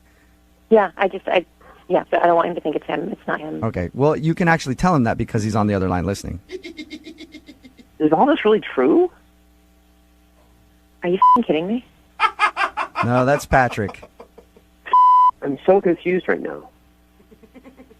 I'm sorry, guys. It's f***ing bullshit. I don't want to talk to. I don't want to talk to you, Patrick. Hannah, I'd love to talk to you. Can we get together or? Oh no! Hello? Wow, Patrick, What? you devil, you. You almost got a girl that's getting married to leave the country with you and ditch her husband. That's not his fault. Yeah, it is. It's all your fault, Patrick. You didn't throw I'm blown those. away, guys. I am blown away. You had So no right. idea that she was in another relationship, like none at all. I had no idea. Oh, I'm like dude. freaked out right now. Wow. actually. Not only was she in another relationship, engaged to be married, and was Holy thinking crap. about leaving her husband and the country with you. Oh my god. I really want to talk to her again Why? What do you want to talk to her about? What are you going to say? because I felt the same way. I don't know. Why would you want to run away with a woman who's about to get married in 2 weeks? I don't know what to think. I mean, I really like this girl, but then again, I mean, it was only one date, and I mean, I don't think I'm ready to run away to South America with her, but I mean, she shouldn't even get married into this guy if she feels that way. Yeah, right? that sucks for that dude. Jeez. Now, if she would have been on the date with you and told you, I'm assuming you would say no, but I don't know, and told you, hey, I'm about to get married, but I really like you, and I think that I would leave him for you, what would you have done? I have no idea. Oh my God, why would you not? You say no. Why are men so attracted to crazy women? That they're girl hot. is a nut job. Brooke, I you am always- sorry. You always say you believe in love. Love works in mysterious ways. Oh, bullshit. Patrick, she was hot, wasn't she? She was extremely hot. There you go. That's what it is. Normally, this is the time where I ask if you want to go out on a second date, but she's not on the phone, and she's going to be getting married, so probably not interested in another date with you. I guess I'll ask the listeners. Text in 78592. What should we do from here? Oh, my gosh. Brooke and Jubal in the morning. Yes. That is what I call a second date success. I don't know if that's the right word. Yeah. Wow. So if you tuned in like in the middle of that, you didn't know what was going on. Sky Patrick went out with this girl. We had to beep her name. Otherwise, she wouldn't let us air it at all. But we beeped her name anyway. They went out. They met off of Tinder. After their date, she said, come with me to South America. And he was like, we went out on one date. Yeah. Are you serious? And she said, yes, I'm serious. Come with me to South America. And he said, how about we just hang out in the States and maybe someday later we could go to South America. And then she was like, it's not going to work, and stopped texting him back. The reason being, she is about to get married and was having second thoughts and thought that maybe he was the one for her and wanted to run away with him to beautiful South America. I'm sorry. After one date, you don't think he's the one. You just want any excuse to get out of the marriage, period. Like, you're trying to let yourself talk yourself out of it. And people are getting mad at me because I was saying that she's crazy. I'm sorry. Oh, she's absolutely crazy. Yeah, But- she is. She's definitely crazy That for is sure. nuts. But she was hot, so he actually at the end of that was thinking Yeah. that he would actually be interested in a relationship with her still. It is amazing what men will say yes to when you've got the right size waist and a nice rack. Mhm. It is like the power of that is beyond compare. And crazy girls in the bedroom, A+. Yeah. And we all know that. But in real life. Yeah, but if you're going to plan on breaking up somebody's marriage, chances are she's going to want to marry you next. Yes. True. She's going to want to marry you, and then you're going to be about to get married to her, and she's going to do the same thing to another guy, try to whisk him away to South America Oh my God. so that she can get out of getting married. I feel bad for her husband. Has no idea. Yeah. I'm sorry, but people keep texting in, Brooke, I can't believe you said that to her. She already felt bad about it. I know. What? Well, she was should playing. feel bad. She was playing the victim role big time. Yeah. It wasn't about the fact that I'm kind of a d-bag to my husband who I'm about to marry right now. Yeah. But I wanted to run away with this guy. It was like it's so hard for me, and I don't know what to do. The craziest thing is, like you said, though, the other guy was actually like, well, I felt that connection I know. too. I don't know. It's like, what do you mean you don't know, dude? Crazy has a funny way of finding more crazy. That is a very that is eloquent, Jubal. I wish I could have sent them on a second date To South America. to South America. or just even a South American restaurant in town. We asked what we should do. We said text in at 78592. What should we do? A lot of people are saying crash the wedding. Oh. Show up at the wedding and play the audio of the second date update. My God, just give it to the DJ. Another person said pay for that dude to go to her wedding. And then another said send him to South America. No, he blew his shot at that. He had a chance to go to South America. Remember, if you want a second date update, all you have to do is email the show, Brooke and Jubal at moving925.com. We will call the person who didn't call you back. Today's second date update is one of those days where you get an email in and it's so interesting that you just want to find out what happened. We got an email into the show from a dude named Michael, and all it says is that he met a girl at the gym and tried to think of an interesting way to introduce himself, and it almost ended up in the hospital. Whoa. So I want to know what happened. What's up, Michael? How are you? Good. How you doing? I think you succeeded in the interesting category because everybody wants to know. Okay. Should I just tell you? Maybe tell us about the girl a little bit. What's her name? Her name's Brittany, and yeah, I met her at the gym. And had you seen Okay. her a couple times, or was this the first time running into her at the gym?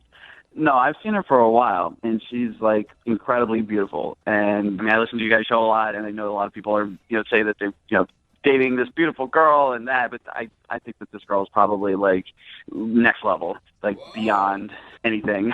Are you trying to brag right now, or are you just excited? I'm not trying to brag since she's not calling me back, obviously. Okay. Good point. All right, so had you tried to talk to her before the incident that almost put you in the hospital? No, I hadn't. The thing is, like, I've seen a lot of guys try to talk to her, like walk up, try to whatever. And she's not rude, but just like gets rid of them. Is always just like keeps herself to herself. Oh my God, you have been stalking this girl at the gym. I don't know if it's stalking. She's hard not to notice. And anyway, but that's what I've seen. So I didn't want to be one of those guys. I didn't want to be just the next in line to strike out. Okay. So I was like just trying to think of something I could do to ideally make her laugh, which seems like the best way to get a girl interested, Absolutely. Yeah. You're right on with that. So what'd you do? You fart on the treadmill next to her? No, what I did was she was on the treadmill, and while she was working out, I jumped on the treadmill and started running behind her. To her treadmill? Yeah, and I was like, oh, sorry, I didn't see you there. Maybe you can go a little faster. That's great. That's not funny. That's dangerous. Yeah. Come on, loosen up. I'd be like, whoa, And- dude, this treadmill's not big enough for you to be right behind me. Yeah, and I would have to think scary for her as well. Like, what the hell is this weirdo doing? That's funny. I thought it was really funny, but her first reaction was definitely a little scared. Yeah. And No. I kind of like flipped around and turned backwards. So I like got my back to her running, and I was just being funny. I thought, it was going to be cool, but our feet got tangled. Oh, no. And we both went flying Oh, and totally bit it. Oh, dude. Oh my gosh, Oh, it man. sounds so painful. What a fail. And you were able to still somehow score a date with her after this? Yeah.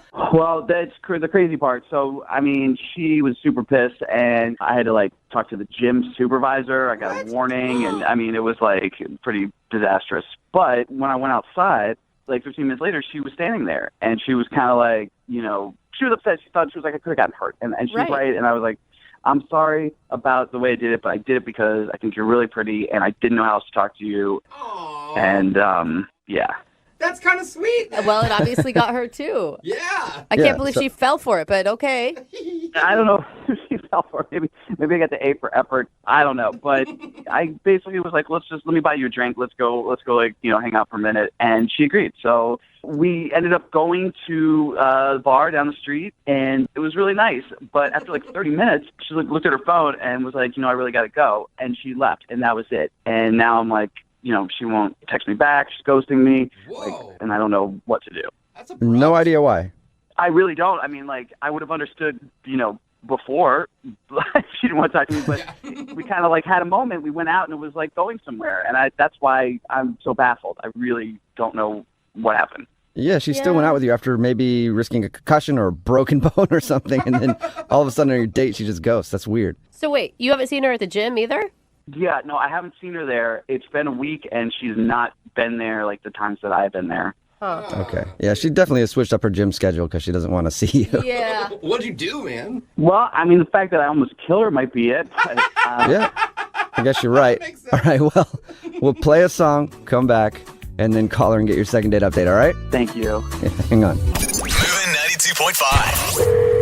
Brooke and Jubal in the mornings. Second date update. If you're just joining us for today's second date update, this dude named Michael is on the phone, and he wants to call Brittany. And he almost killed Brittany at the gym, and now he's wondering why he's not getting a call back. It's not quite that serious, but he did see Brittany at the gym for a long time, a girl that he wanted to talk to. And finally, one day he got up the nerve and thought he'd be funny. So he jumped on the treadmill at the same time as her to try to be creative. Ended up falling off and everything, but did go out on a date. And then shortly into that date, she just ended it and took off half an hour in. And he hasn't heard from her since. See, I feel like, Michael, you were expecting too much. I think this was actually a pity date by Brittany. What? I mean, granted, you're the one that injured her. But it's a weird thing that women do when we're like, oh, but he feels bad, so I feel bad for him, and I don't want him to feel bad. Well, I don't think it was a total pity date. I mean, I have something to offer, I think. But at this point, I'm just trying to figure out why she's ghosting me. It just doesn't make any sense to me, to go out with me and then just bail like that. All right, well, I'll dial her phone number right now, get her on the phone and see if we can find out what happened. Okay, here we go.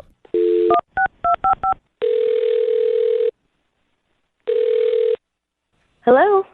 Hi, can I speak to Brittany, please? Yeah, this is she. Hey, Brittany, how are you? This is Jubal from Brooke and Jubal in the morning. Okay. Okay. Hi, Brittany. You ever heard of it before? Ever heard of what before? Brooke and Jubal in the morning. I'm not sure. All right. It sounds like you just woke up. Are you tired? Yes. Well, good morning, Well, sorry about that. Well, sleepyhead. so we're calling you because we actually got an email from one of our listeners who asked us to call you. Okay. Wanna know who? Still not registering, is it? Well, no, I'm intrigued. Okay. His name is Michael. Oh. All right. And you met Michael at the gym recently. Yes. Yeah. And then you went out with Michael on a date after and left pretty quick into it, and you haven't contacted him since. That is correct. Okay, cool. Well, Michael emailed us because he wants to know what went wrong. Oh, well, I mean, it was just like, I wasn't really sure how I felt, you know. I just couldn't really deal with it. First dates are weird, you know, so. Did you? This was my theory, okay? My theory is that you went out with him as a pity date because he told us about the whole treadmill fiasco where he injured both you and him. Initially, it kind of was. You know, I'm like, oh my God, such a weird guy. You know, like I'll just go out with him and get him off my back. But I don't know. I'm not really sure how I feel about him, and I felt really awkward. I had to leave. During the drinks that you guys were having, you felt awkward? Yeah, I'm still like kind of going through like a breakup, if you will, sort of. I'm kind of sensitive, so it was going really well, and I'm just so surprised that I liked him, you know, and I don't know if I'm ready to, you know, move forward with a guy that I might like, and I don't know. I'm just sort of a mess right now emotionally. Oh my God, that's Oh, really that sweet. sucks. But you could tell that you liked him that much just from that experience? Yeah, we like had a lot in common, and like we started like finishing each other's sentences, and yeah, I was taken aback at how like attracted to him I became throughout just like that half hour, and the feelings were kind of overwhelming that I had to excuse myself. Wait, how long have you? Are you single right now, or are you still in a relationship? No, I am single, but like I had a fiance, and it was very messy, and it's only been about 5-6 months or so, and I promised myself that I wouldn't date anyone for at least a year. Yeah. To really get over this guy, you know, to be fully open and available for a new relationship, and you know, it wouldn't be fair to Michael, you know, to be in, you know, to date someone when I'm like this. So, But you could still do stuff with him. Jubal! I mean, what's a good way to get over a breakup? Well, that's the thing. I felt like this could be a really special guy in my life, and I'm really not ready for that. So I really need like, you know, a year to heal and be available, and it's only been about 6 months or so. So Okay, so you just want us to tell him, you just want us to tell him that he's got to wait 6 months if he wants another date. Kind of, probably. I feel like that is so emotionally responsible of you. Thank you. Yeah, you know, you really are aware of where you're at in the healing process, and this guy is obviously not just a rebound guy. Correct. And, you know, I don't know if he feels that way about me or anything, and I'm just like, whoa, this is happening way too fast, and so, I don't know, it's a little embarrassing, but... Oh, that's so sweet. Well, I was saying we could tell him that, and I think you could probably just do it yourself, though, because he's actually on the other line listening and wants to talk to you. You're not serious, are you? I am 100% serious. Michael? Brittany, how you doing? Sorry about that. Awkward laugh. That's not fair. I didn't know you were on the line. I mean, I'm just like blown away right now. I really just thought that you didn't want to see me again. I can't believe. I'm really sorry. I didn't really know how to process everything that was going on, and you know, obviously now you know everything I've been going through. So it's just, you know, I'm sorry. Yeah, she wants to see you again just in 6 months. I mean, I hear what you're saying, and that makes sense. But at the same time, it's like I'd really like to see you again. And if you had a good time and feel that same way about me, it's kind of crazy not to at least hang out, you know? Yeah, I just I don't think it would be fair to you either, because I'm not, you know, completely 100% there yet. I'd still be thinking about my ex, and you know, not, you know, I don't want to bring any like crap from that relationship into this. So it's just I'm trying to be responsible and careful with, you know, my emotions. And for sure, I hear what you're saying. That's really good that you're like processing that. At the same time, though, it's like so rare that you meet somebody. I mean, I really feel like, I mean, you're like the most beautiful girl I've ever met. And, you know, like after talking to you, and like your heart is like even more beautiful on the inside. I mean, I just. Oh, you're so sweet. That was the best compliment ever. I'm tearing up over yeah. here. Oh. No, that's really beautiful, and I appreciate that, and I would love to say yes. I don't think it's a good idea right now, and like you said, it's not, every day you meet someone so special, so like, I'll still, if we're still there for each other in 5-6 months or whatever, like, cool. Brittany, look, you've heard everybody swooning about how hearts and love and all that stuff are beautiful. God, you're romantic. If it is in fact that beautiful, don't you think you should just go for it? I see your point. It's just, I think that'll be too messy. I need more time to heal and be confident and figure out like who I am as a person. And yeah, that's I was good. in this relationship for a long time. Right. One last question, and I've heard what you said. You said you're not interested until you feel like you've healed enough. But would you like to go out with Michael on a second date? We'll pay for it. Brittany, before you answer, I know you've said no to me and them asking like a whole bunch, but just please think about it. I mean, I just want to say that if we had that much of a connection after 30 minutes of hanging out, it just seems crazy to me to risk throwing that away. Like, why don't you take a couple weeks and heal, and then maybe we can like get together. Yeah, listen to him, Brittany. I mean, there's no such thing as good timing. These things always happen when you least want them to. No, I hear you guys, and I appreciate it. It just, I promised myself a year. I think that's a good timeline to feel better, and so I just have to, regretfully decline. Brittany, I think you're making a big mistake because, as somebody who's gone through a lot of breakups and always promised myself at the end of those that I would wait a certain amount of time, I've always jumped in like into another relationship at about the 6-month mark, and you might be missing out on a really awesome breakup. Wait, yeah, exactly. I was going to say, Jubal's such a good example of healthy relationships in this world. I fully support you, Brittany. Stick it out. Stick to your guns. Yeah, thanks for that. Michael, keep my phone number, and like in 6 months, we can see what happens. We can still see each other at the gym, maybe. Oh, man, that's too bad. Well, I will definitely call you in a few months. Oh. She said 6, not a few. Stick to the rule. Yeah. Brooke and Jubal in the morning. Getting lots of texts in at 78592 that are kind of surprising. Everybody's saying the girl from today's second date update was just giving him a line. What? If you missed today's second date update, Michael wanted to call Brittany. They met at the gym. They hung out for a little while. Yeah. Then she left the date and hadn't talked to him. Well, we got her on the phone, and she said that he was amazing. Yeah. That she liked everything about him. That she felt a strong connection. But that she also just got out of a relationship and was giving herself a year to be single before she got back into a relationship. So she wasn't ready to date yet, and he could contact her in 6 months. Yeah. And maybe they could go out again. I mean, she had been engaged, and she said it was a messy breakup, and that it had been 6 months since they'd broken up. Yeah. But she did start out the description of the date saying it started as a pity date. Yeah, she did say that. So It's weird. I believed her. I just thought, hey, she's I did sticking to her too. guns, I thought so too, and I was like, good for her for not caving if that's what she thinks she really needs. But that is, it's an interesting wrinkle that I didn't think of. Me neither. I mean, maybe we were being naive. I don't know what to think now. Maybe we were being naive, or maybe our listening audience is very cynical. Yeah, that could be. Yeah.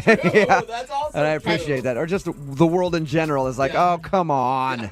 That's a line. Nobody waits that long before they get into a relationship if they meet somebody they really like. You'll throw caution to the wind and you'll get back into a relationship. She's full of crap. She didn't like you. Either that or it's just a really good explanation on why there's so many dysfunctional relationships out there, right? That's true. Remember, if you want to do a second date update, all you have to do is email the show and we will call the person who didn't call you back.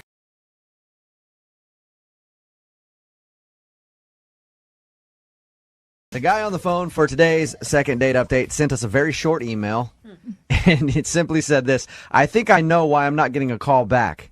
It's because I brought a gun to the date. What? Why would you do that? Hey, Todd, what's up? How are you, man? Hey, guys, how you doing? Good. Thank you for emailing the show. Appreciate it. Now, you want us to do a second date update for you today with a girl named Veronica? Yeah, that's right.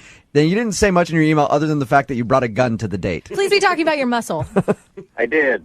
No, it was a gun. I carry a gun on me, and I mean, I don't think it's a big deal, but I'm thinking that might have played part. Todd, You're a it's a big deal. You're a registered gun owner. You have a permit to carry a gun?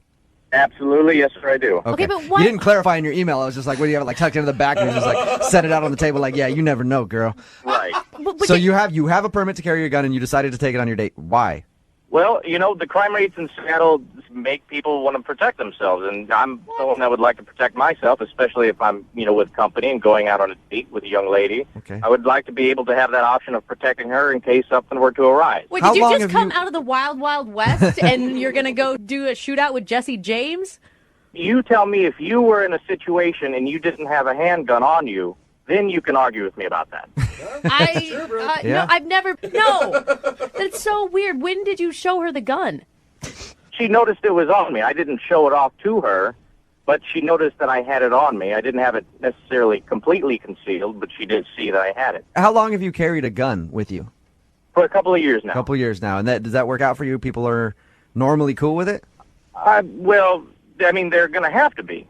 No matter. Yeah. Hey, you're the one that has a gun. You're right. Okay. How did she react to seeing the gun on you since you didn't tell her about it? Did you have a conversation? She didn't take kindly to it. She did have a reaction to it. I tried to calm her down and continue on to the meal, but she wanted to discuss a little bit, and I understand that. She wanted to feel comfortable with it, and I think by the end of the conversation, she warmed up to it a little bit.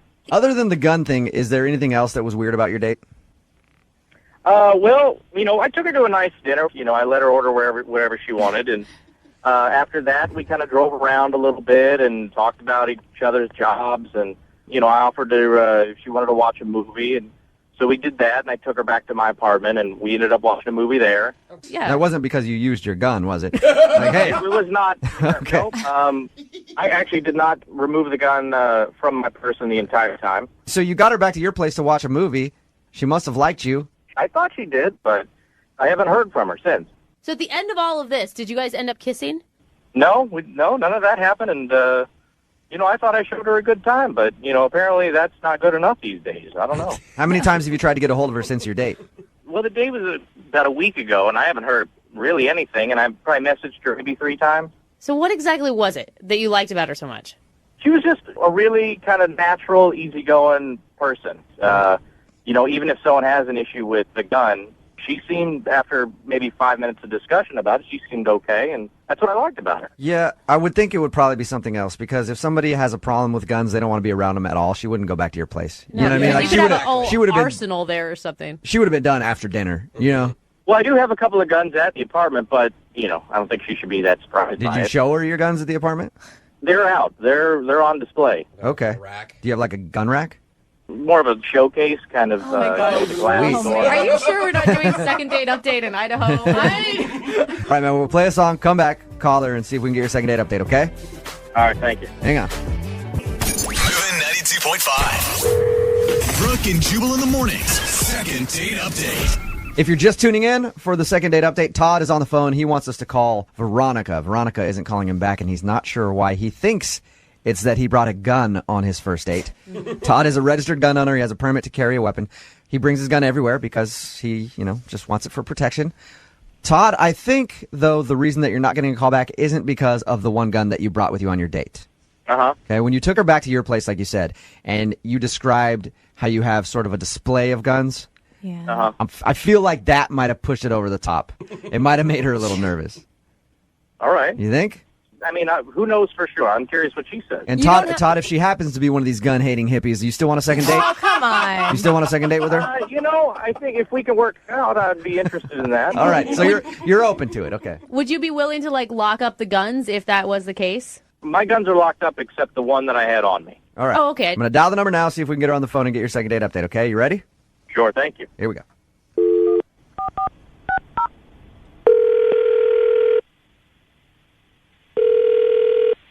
Hello? Hi, may I speak to Veronica, please? Who is this? Hi, Veronica. My name is James. I'm calling from the National Rifle Association. Wondering if you would take a survey with us real quick. You're a gun lover, correct? Not really. I guess I'm okay with them. Hey, Veronica. Yeah? This is actually Jubal from Brooke and Jubal in the morning. Okay. Hi. Have you ever heard our radio show before? I'm sorry, I haven't. Okay. I'll explain to you the reason why I was pretending to be from the National Rifle Association in just a second. But we do a segment on our show called the Second Date Update. Okay. Okay? It's where if you go out on a date with someone and then blow them off, they email us and ask us to give you a call and ask why. Okay. So you recently went out with one of our listeners. His name is Todd. Oh. Okay. Okay, now does it make sense why I was joking around about being from the National Rifle Association? Yeah, it exactly makes sense now. So Todd told us about your date. He said that you seemed a little weirded out that he carries a gun. After talking to him, he made me feel very comfortable about it. Okay. So I wasn't that nervous, but I mean, it is a little weird to carry a concealed weapon on you. So on a first date. Todd talked to us. He said that he really enjoyed your date, and he'd love to see you again, but he feels like the fact that he brought that gun on the date turns you off, and that's why you're not returning any of his phone calls. Is that why you're not calling him back? No, that's not why. Okay, is it anything to do with the guns? No, it actually has nothing to do with guns. Okay, do you mind telling us why then, so we can pass the news along to him? Well, we were watching Titanic, and that's one of my favorite movies. And towards the end, yeah, we were watching Titanic. He put it in, and I was just like, how sweet. He actually likes romance. Really nice, right? And that's like a 4-hour movie, too. Yeah, but it was nice because we were talking in between, and at the end of the movie, after Leonardo dies, he just blatantly asked if I want to him. What? Whoa. What? That was Are you like? Did he say it like that? Yeah, pretty much. Do you want to? What? Really? He had been a gentleman all the way up until this point. He sounds like a gentlemanly dude. Like he sounds like he would not go there. And you're not over exaggerating. That's the way he said it to you. That is how he said it, and I just thought it was completely inappropriate. Made me feel uncomfortable, and then I started thinking in the back of my mind all the guns. Yeah. So Look, we talked to him and asked him about your date. He left that out. He didn't say that he said that at the end of the night. He said, I even asked him, like, what's the last thing you guys said to each other? And he's like, oh, it was just normal. She said goodbye and thought I'd see her again, and that's it. Did you make it obvious that you were upset?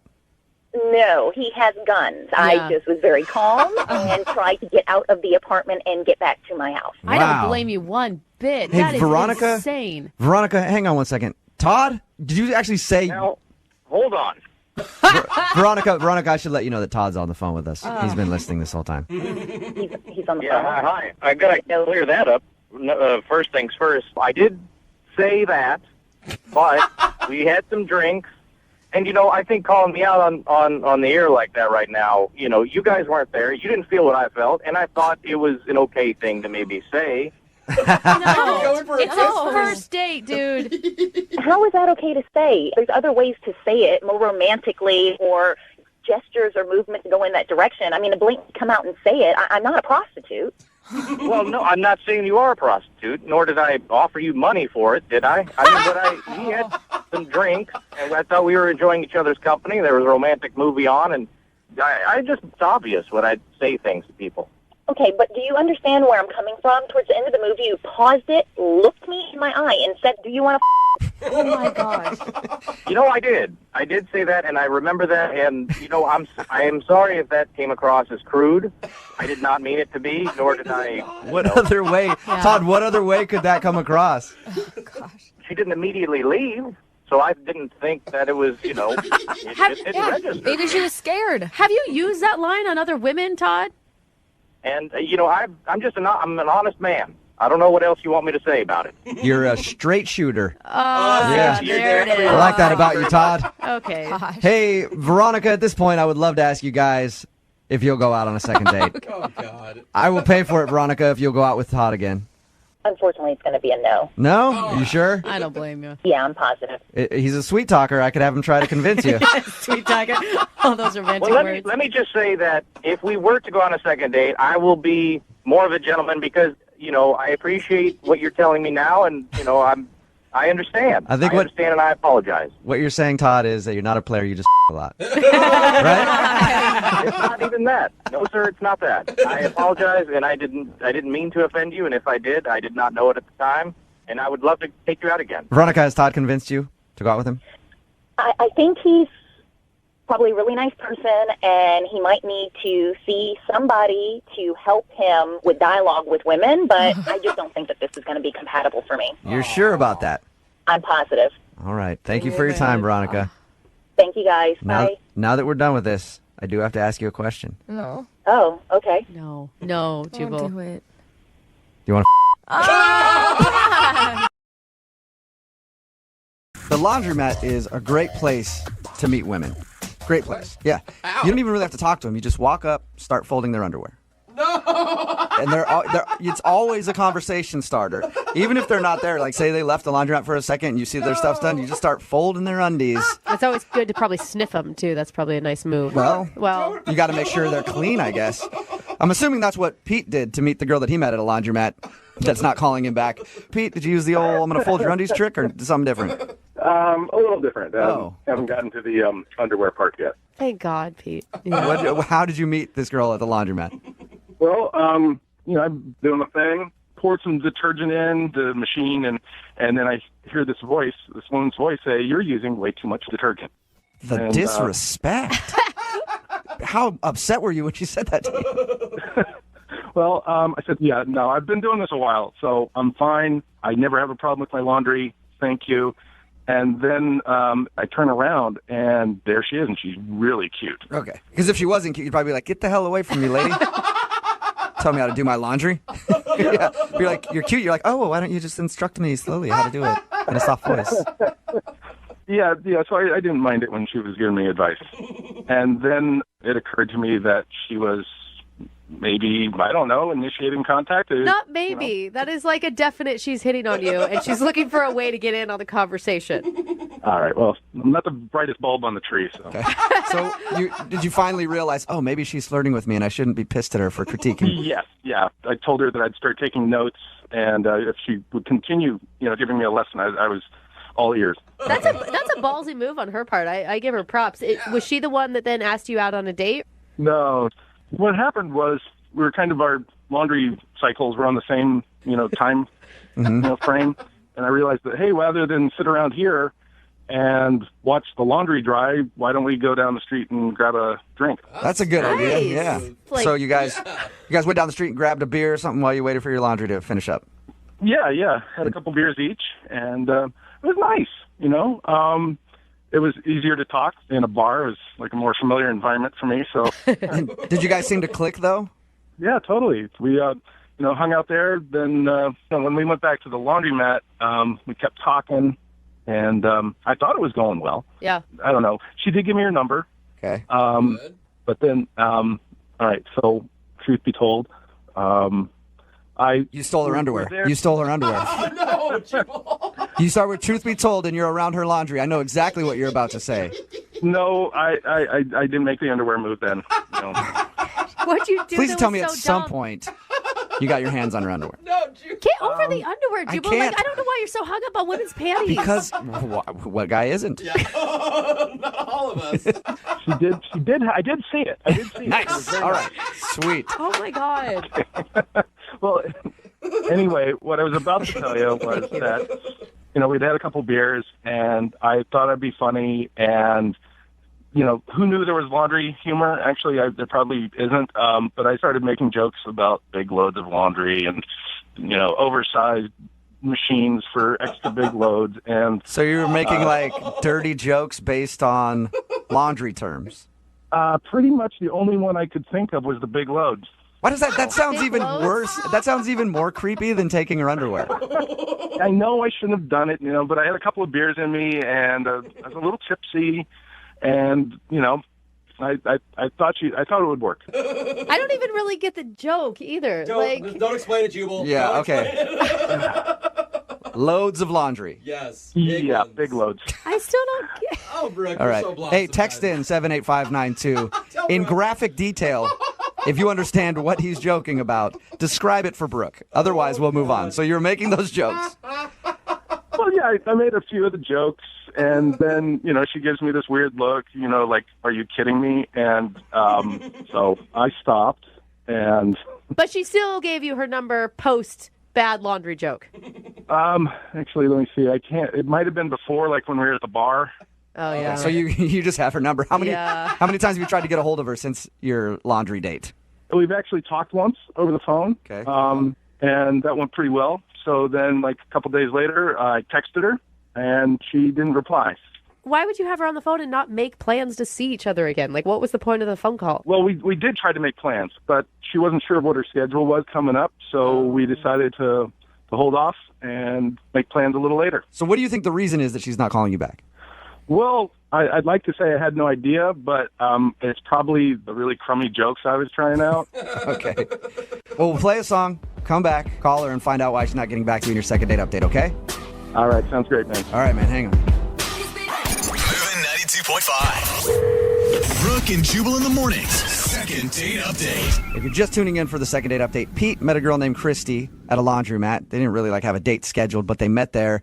While their laundry was getting done and everything else, they went and had some beers. Pete thinks that she's not calling him back because when they got back to the laundromat, he was a little tipsy and was making jokes about, there's giant loads in there. Which I cannot believe what that means. That is disgusting. Yeah, we explained to Brooke what it means. And so he was making jokes like that, and he thinks that kind of turned her off, like maybe it was a bit much. Yeah. And I think your problem, Pete, isn't necessarily that you were joking about stuff like that, but you went with that instead of jokes about things getting stiff with starch. You know? Dude, that's the comedy gold when it comes to laundromat jokes. Could have gone that route, and I didn't. Would have worked way better for you, man. Yeah, exactly. Pete, I think that you could be the laundromat creeper and you're just not owning up to it at this point. I was just tipsy. I'm not weird, really. Yeah, right. Trust me, if you're making jokes like that at a laundromat to a girl you first met, you're creepy. Thank you. I'm going to dial the phone number right now, see if we can get her on the phone and find out if that is the reason why, though. You ready? Yep. All right, here we go.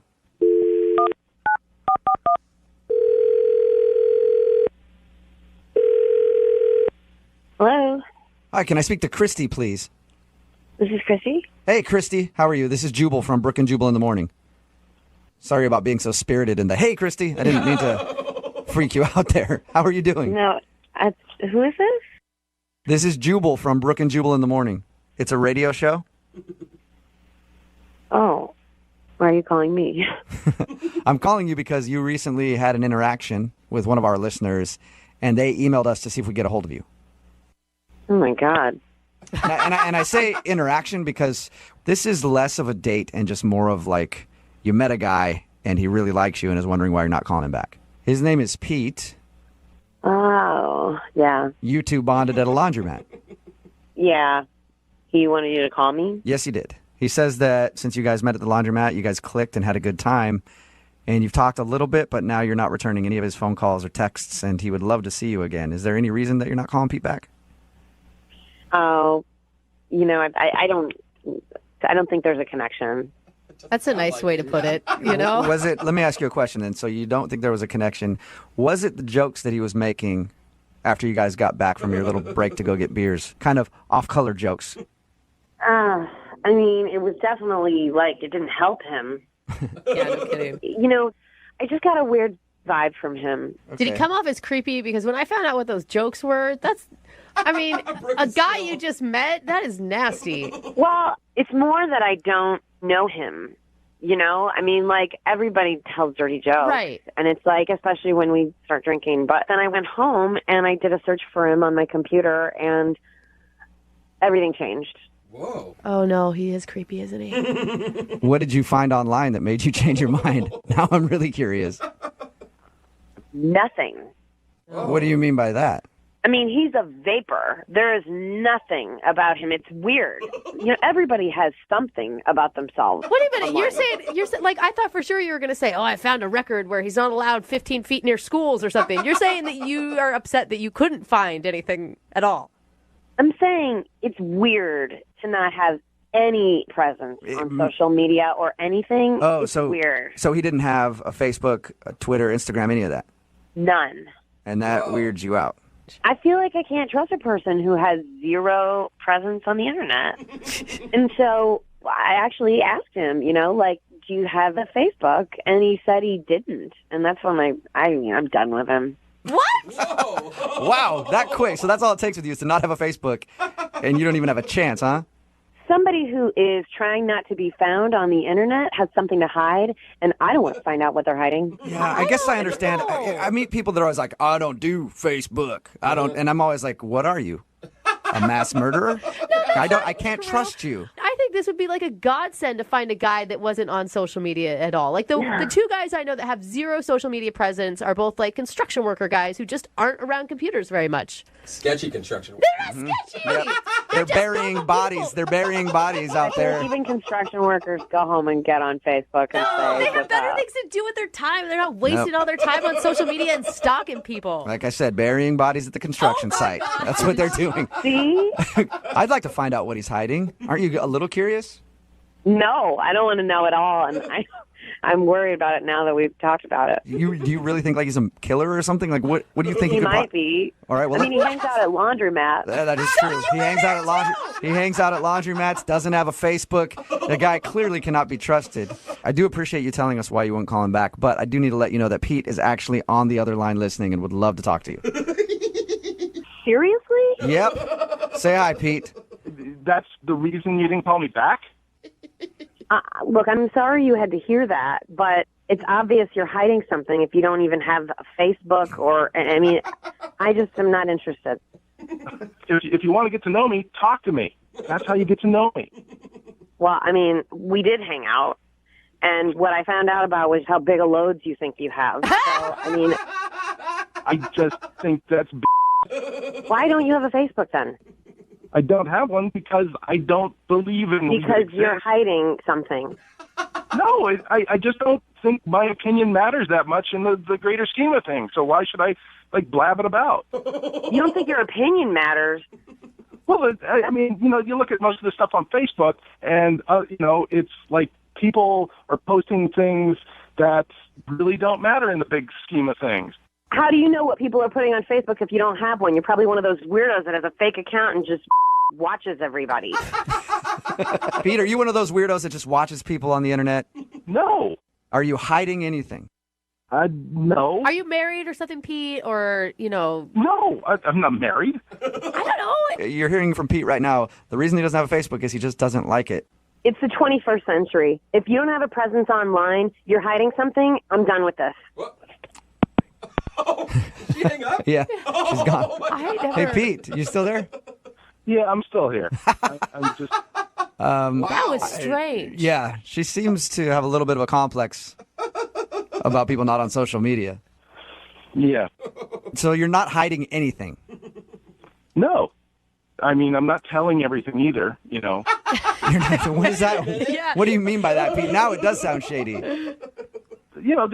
Everybody has secrets, right? Yeah. That's part of being a human being, and not everything in my life is everybody's business. Okay, why are you sounding creepy again, man? He does sound like Sketchy Pete right now. You do. If I was dating Christy, I wouldn't be dating exclusively. Let's put it that way. Okay. You're still Pete. You're not helping your case at all. You trying to explain why you don't use Facebook is sounding creepier and creepier by the minute. See, this is why social media is not good. If you post anything, the other women you're dating, get the wrong idea. Yeah, get the idea that you're cheating on them. So Christy was right. What? So Christy was right then, Pete. Oh my God. What's wrong with dating multiple people? It's fine if you're honest with them, but it's like you're hiding it and then hoping that they don't meet the other person. No, if I was dating exclusively, I'd tell somebody that, but I don't. I don't date exclusively right now. But Christy was right. You are hiding something. No, I'm not hiding it. Yes, you are. You just admitted to it. Well, she didn't ask me. All right. Brooke and Jubal in the morning. Text in at 78592 that says, this girl is crazy. Sometimes people don't have Facebook because they choose not to be a part of the drama that it brings. Wow. It's Brooke and Jubal in the morning. Talking about the second date update. Pete wanted us to call this girl named Christy. He thought he wasn't getting a call back because of a very bad joke he made when they first met at a laundromat. It involved a joke about having big loads. Okay. And he thought that's the reason she wasn't calling back, but that's not why she wasn't calling back. She wasn't calling back because she looked him up online, like most people do after they meet somebody, and found that he didn't have a Facebook. So she knew that something was wrong, and he was a serial killer or worse. I feel like I went through so many emotions here because then I was like, well, you're crazy, lady. I mean, that's ridiculous. But then at the end, Pete was all weird and acting like, well, I'm not telling everything and I wouldn't be dating exclusively. Yeah, Pete didn't want to have a Facebook because he wants to date around and he doesn't want people knowing that he's dating around, I guess. Yeah. So he still is hiding something by not having a Facebook. That's why I don't trust people who aren't on social media these days. I agree with you, Jubal. I don't. You have to have at least one, at least Instagram or Twitter. Even my grandparents are on social media. Are they really? Whoa. Yeah. That's where I draw the line. That's impressive. I know. They friend request me, and I always deny it. They're like, no. I just want it to be Granny in a bikini on a beach taking selfies. Yeah. So if grandparents are on Facebook and you're like young and not on there, then what is wrong with you? Oh, I'm come always on. like, you're hiding something. It's the same thing when I meet people who still have a flip phone. Yeah, what are you What doing? is your deal? All right. You feel like it's some sort of like throwaway phone and they're making deals on the Yeah. side. Yeah. Remember, if you want a second date update, all you have to do is email the show, and we will call the person who didn't call you back. Young Jeffrey's Song of the Week, just a little ways away at 8:10. When we do these second date updates, I'm always interested in hearing the story of the date and what happened and why people think they might not be getting a call back. But actually today, I think I'm more interested in hearing about all the other failed dates that this person has been on. Oh, the list is that long. It's always so sad. We got an email from Jackie. She wants to do a second date update today. She's kind of back on the dating scene, I guess, after getting divorced and stuff like that. But she says that she's been dating a little bit and she's had a bunch of weird experiences. So, Jackie, can we actually talk about the weird experiences instead of the person that you want to talk about? Oh, no, I'd rather not, really. Oh my God. I hear from single people that listening to these are often just depressing because they're like, this is what the dating scene is. Great. Yeah, it's so depressing. I mean, the guys that are out there are so weird. The first date I went out on, he wouldn't stop smelling my hair for like the first hour of the date. I was like, what are you doing? You know, like some personal space, please. Like he just Weird. He just sat there smelling your hair? Yes, it was freaky. It was like, you know, I don't know. even know you. Sounds like a normal date to me, Jackie. I think you are just out of touch. So your email said Maybe. your email said you haven't been dating in a long time because you went through divorce and all that kind of stuff. How long has it been since you've been out in the dating world? Oh my gosh, probably 15 years. Wow. Oh, that's a while. That's a while. That's probably kind of Yeah. scary getting back in the game, you know? Yeah, it really is. It's really kind of bizarre, and I feel like, you know, like I'm a kid all over again, and, you know, that's not a good thing. But the guy that you want to call today, his name's John? Mm-hmm. All right. And so this was a positive experience for you. Yes, finally I met this guy. He was so cute and tall and beautiful eyes and great smile and sense of humor, and told him about my kids. He seemed totally cool with that. Wow. We had this wonderful night and ended with this fabulous, passionate kiss. And I was like, oh my gosh, you know, finally the good one. And then I never heard from him. Can I ask you, where did you meet him? I met him online, but I feel kind of weird about even saying that. I'm kind of ashamed even to admit that, but I don't know where else to meet people. I mean, Hey, that's where everybody meets Yes. people now. I mean, you have to sift through the hair sniffers and the other weird people. But you've done that and clearly met somebody that you liked. What did you guys do? he took me dancing, and I haven't been out dancing in I don't know how long, but we just had a blast. Are we talking like grinding, or are we talking like ballroom dancing? No, we went to a club, and Okay. you know, they had music of all different genres and stuff. So it wasn't like, I don't know, rap music that you can't really dance to. It was like fun music, and we just had such a blast together. We had a really good time. Okay, why do you think he's not calling you back if you had such a great time? I don't know. That's why I'm like, what? I know I've been out of this whole thing for a while. I don't know how it all works. Are you supposed to wait 3 weeks before you call someone back? I don't know. I mean, I never understood. Listen, I never understood guys when I was a kid. I don't understand them now either. I mean, I'll forget it. All right. And what are you looking for? Like when you're out dating, if you were to go on a second date with John, are you hoping that it would turn into a relationship, or are you just looking to have some fun? Well, I think I would like a relationship again, I mean, I wouldn't take it super fast. I think I would want to take it kind of slow and kind of get to know the person pretty well before I got involved after having such a disaster with my first husband. But, yeah, I'd like to meet someone. I don't want to be alone the rest of my life. My kids are going to grow up, and then what? I'll be all by myself. Did he know about the kids before you guys went out? Yes. He did, On okay. my profile, it's very, I made sure that people knew that because I know that could be a problem. And maybe it is, and he was just being nice about it. I don't know. Yeah, I was going to say, how did that conversation go when you talked about your kids? He seemed fine with it. I mean, he's never been married before. He doesn't have any kids of his own, but he had some nephews and nieces, and he seemed like he really liked hanging out with them and playing with them and stuff. So That's not bad, because you bring up kids with me on a date, and it's like a hole through the wall like a cartoon character. I bust out of there so quickly. Some guys are like that, Yeah, but you wouldn't. Right, exactly. But you wouldn't go on a date with somebody who had it on their profile to begin with. Well, it right? depends on what you look like. You're such an awful person. Okay, so how many times have you tried to get a hold of him since you've gone out? I texted him the next day to say, thanks for such a great night out. Look forward to seeing you again. And then I think I called him like 2 or 3 days later, but that was it. I don't want to be like a stalker, and I don't know. I don't know what to do. Am I supposed to call him? Is he supposed to call me? I don't know. Has he said anything back to you at all? No, silence, like crickets. Nothing. And you can't think of one thing that was awkward. The only thing I can think of is that he's like a little bit younger than me. And by a little, you mean? Well, like 12 years. He's 12 years old? Way to go, girl. You say he's... No, and I would not be saying way to go if he Oh, was 12. 12 years younger. Okay, I just heard 12 years. I was like, wait a second, Jackie, you're doing this wrong. All right, so that could Not allowed to use the phone. Yeah.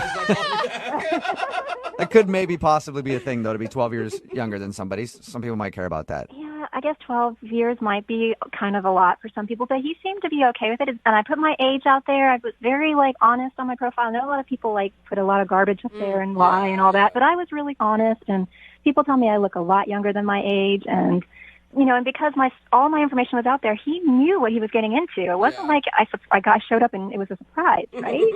Unless he was I don't know, maybe giving it a try for the first time and then noticed that, we actually don't have anything in common. No, maybe. I thought guys like the cougar thing. I don't know. I like you. Well, we'll find out. We'll play a song, come back, call him, and get your second date update, okay?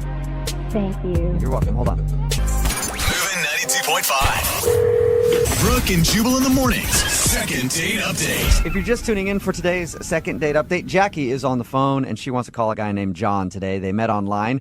She's had a string of bad dates and apparently has just jumped back into the dating world after getting a divorce and stuff. They went out, danced a little bit, and now he's not calling her back. She has no idea why, except she thinks it could have been because she has 2 kids, and maybe that kind of scared him off. Jackie?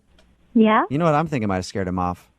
Oh, no, what? Your ability to twerk. That's right. That Maybe, just maybe, you were dropping it a little too hard on the dance floor, Jackie. What do you think? I don't know. I mean, maybe he doesn't like the way I dance. I don't know. I can hear it in your voice.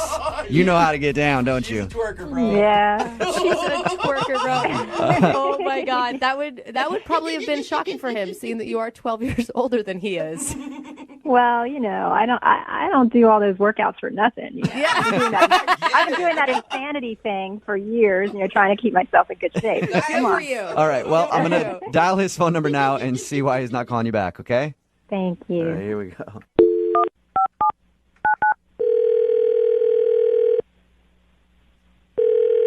Hello? Hi, is John there? This is John. Hey, John, how are you? This is Jubal. I host a radio show called Brooke and Jubal in the morning. Oh, okay. I think I heard of you. What's this about? Well, I wanted to ask you a few questions if you have a second. About what? About your dating life. That is. Oh, that's weird. Well, I'll explain. We do a segment on our show called the Second Date Update. It's where if you go out on a date with somebody and then end up blowing them off after the date, they email us to see if we can get you on the phone and ask why. So you recently went on a date with one of our listeners. Her name is Jackie. Oh, okay. Oh, my gosh. Yeah. So Jackie told us about your date and said that she actually liked you a lot and wanted to see you again, but she's wondering why you're not answering her phone calls. She's really great. I just don't think it's going to be right, though. Is there a particular reason? It just sometimes you just don't match up. That's all. Does it have anything to do with the fact that she's 12 years older than you? No, I knew that. I knew that before we went out. So, and she's really fun. She's really great, and I hope she finds somebody great to be with. Okay, if she's so great, then why don't you want to go out with her again? Yeah, it's just I want what's best for her. So. Do you feel like you guys are looking for different things in life? Yeah. I think I just want her to really be happy. She deserves that. It sounds kind of like you're dancing, John. Be honest. Yeah. Is it the age thing? Like, you can tell us the truth. No. She doesn't even look her age, actually. She looks great. So she's great, fun to be around. Beautiful. Gorgeous, yeah. Yeah, sounds awful. And has kids and you don't mind kids.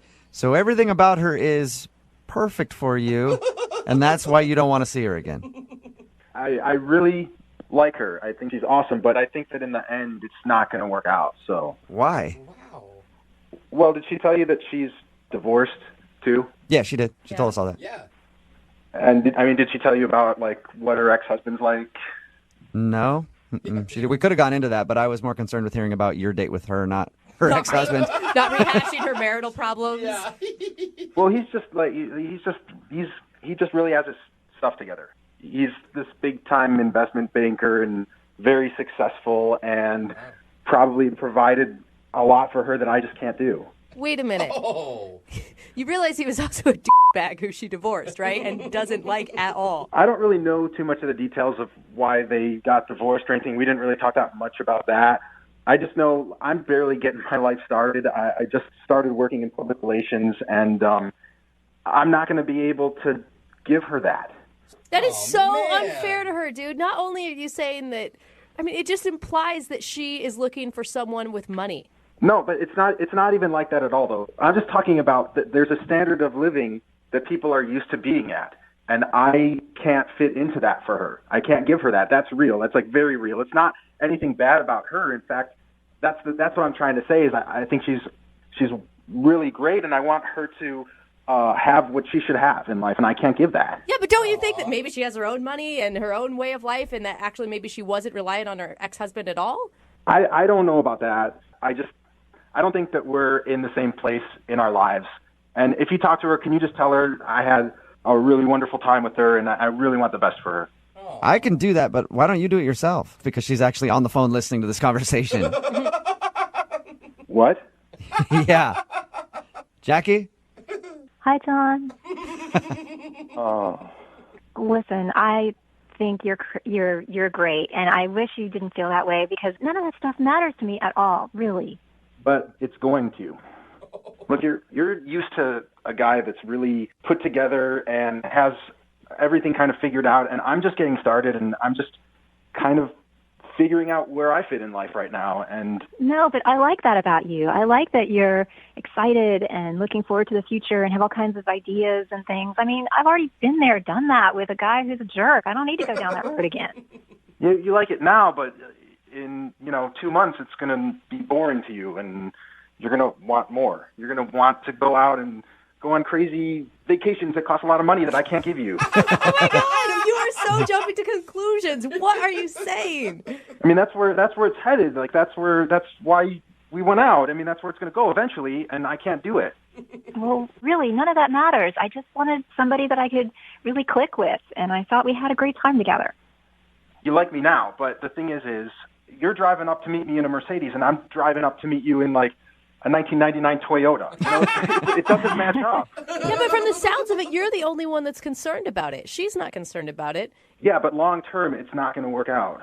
Nobody said anything about long term. We could just hang out and hook up, Whoa! Yeah, girl. I like her. Did you mean hook up in the way that I think you meant hook up, Jackie? You know what that means, right? I don't know. I just wanted to have some fun, and I don't want to be that serious. As you should. You are making up for some lost time. That's right. That's right. I never said I wanted to get married right now. I don't want anything serious right away. I just want to go and have some fun. Yeah. And John, you look like you could be a lot of fun.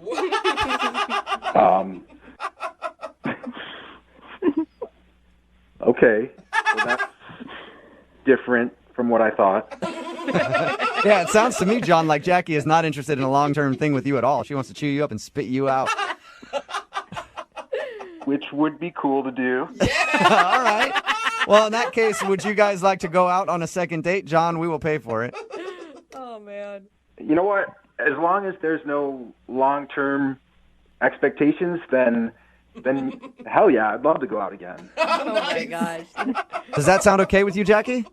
Oh, I think I've made my point. That sounds more than okay to me. All right. Well, congratulations, you two. It's a successful second date update. We'll send you out again. Oh, that sounds wonderful. I can't wait to see you, John.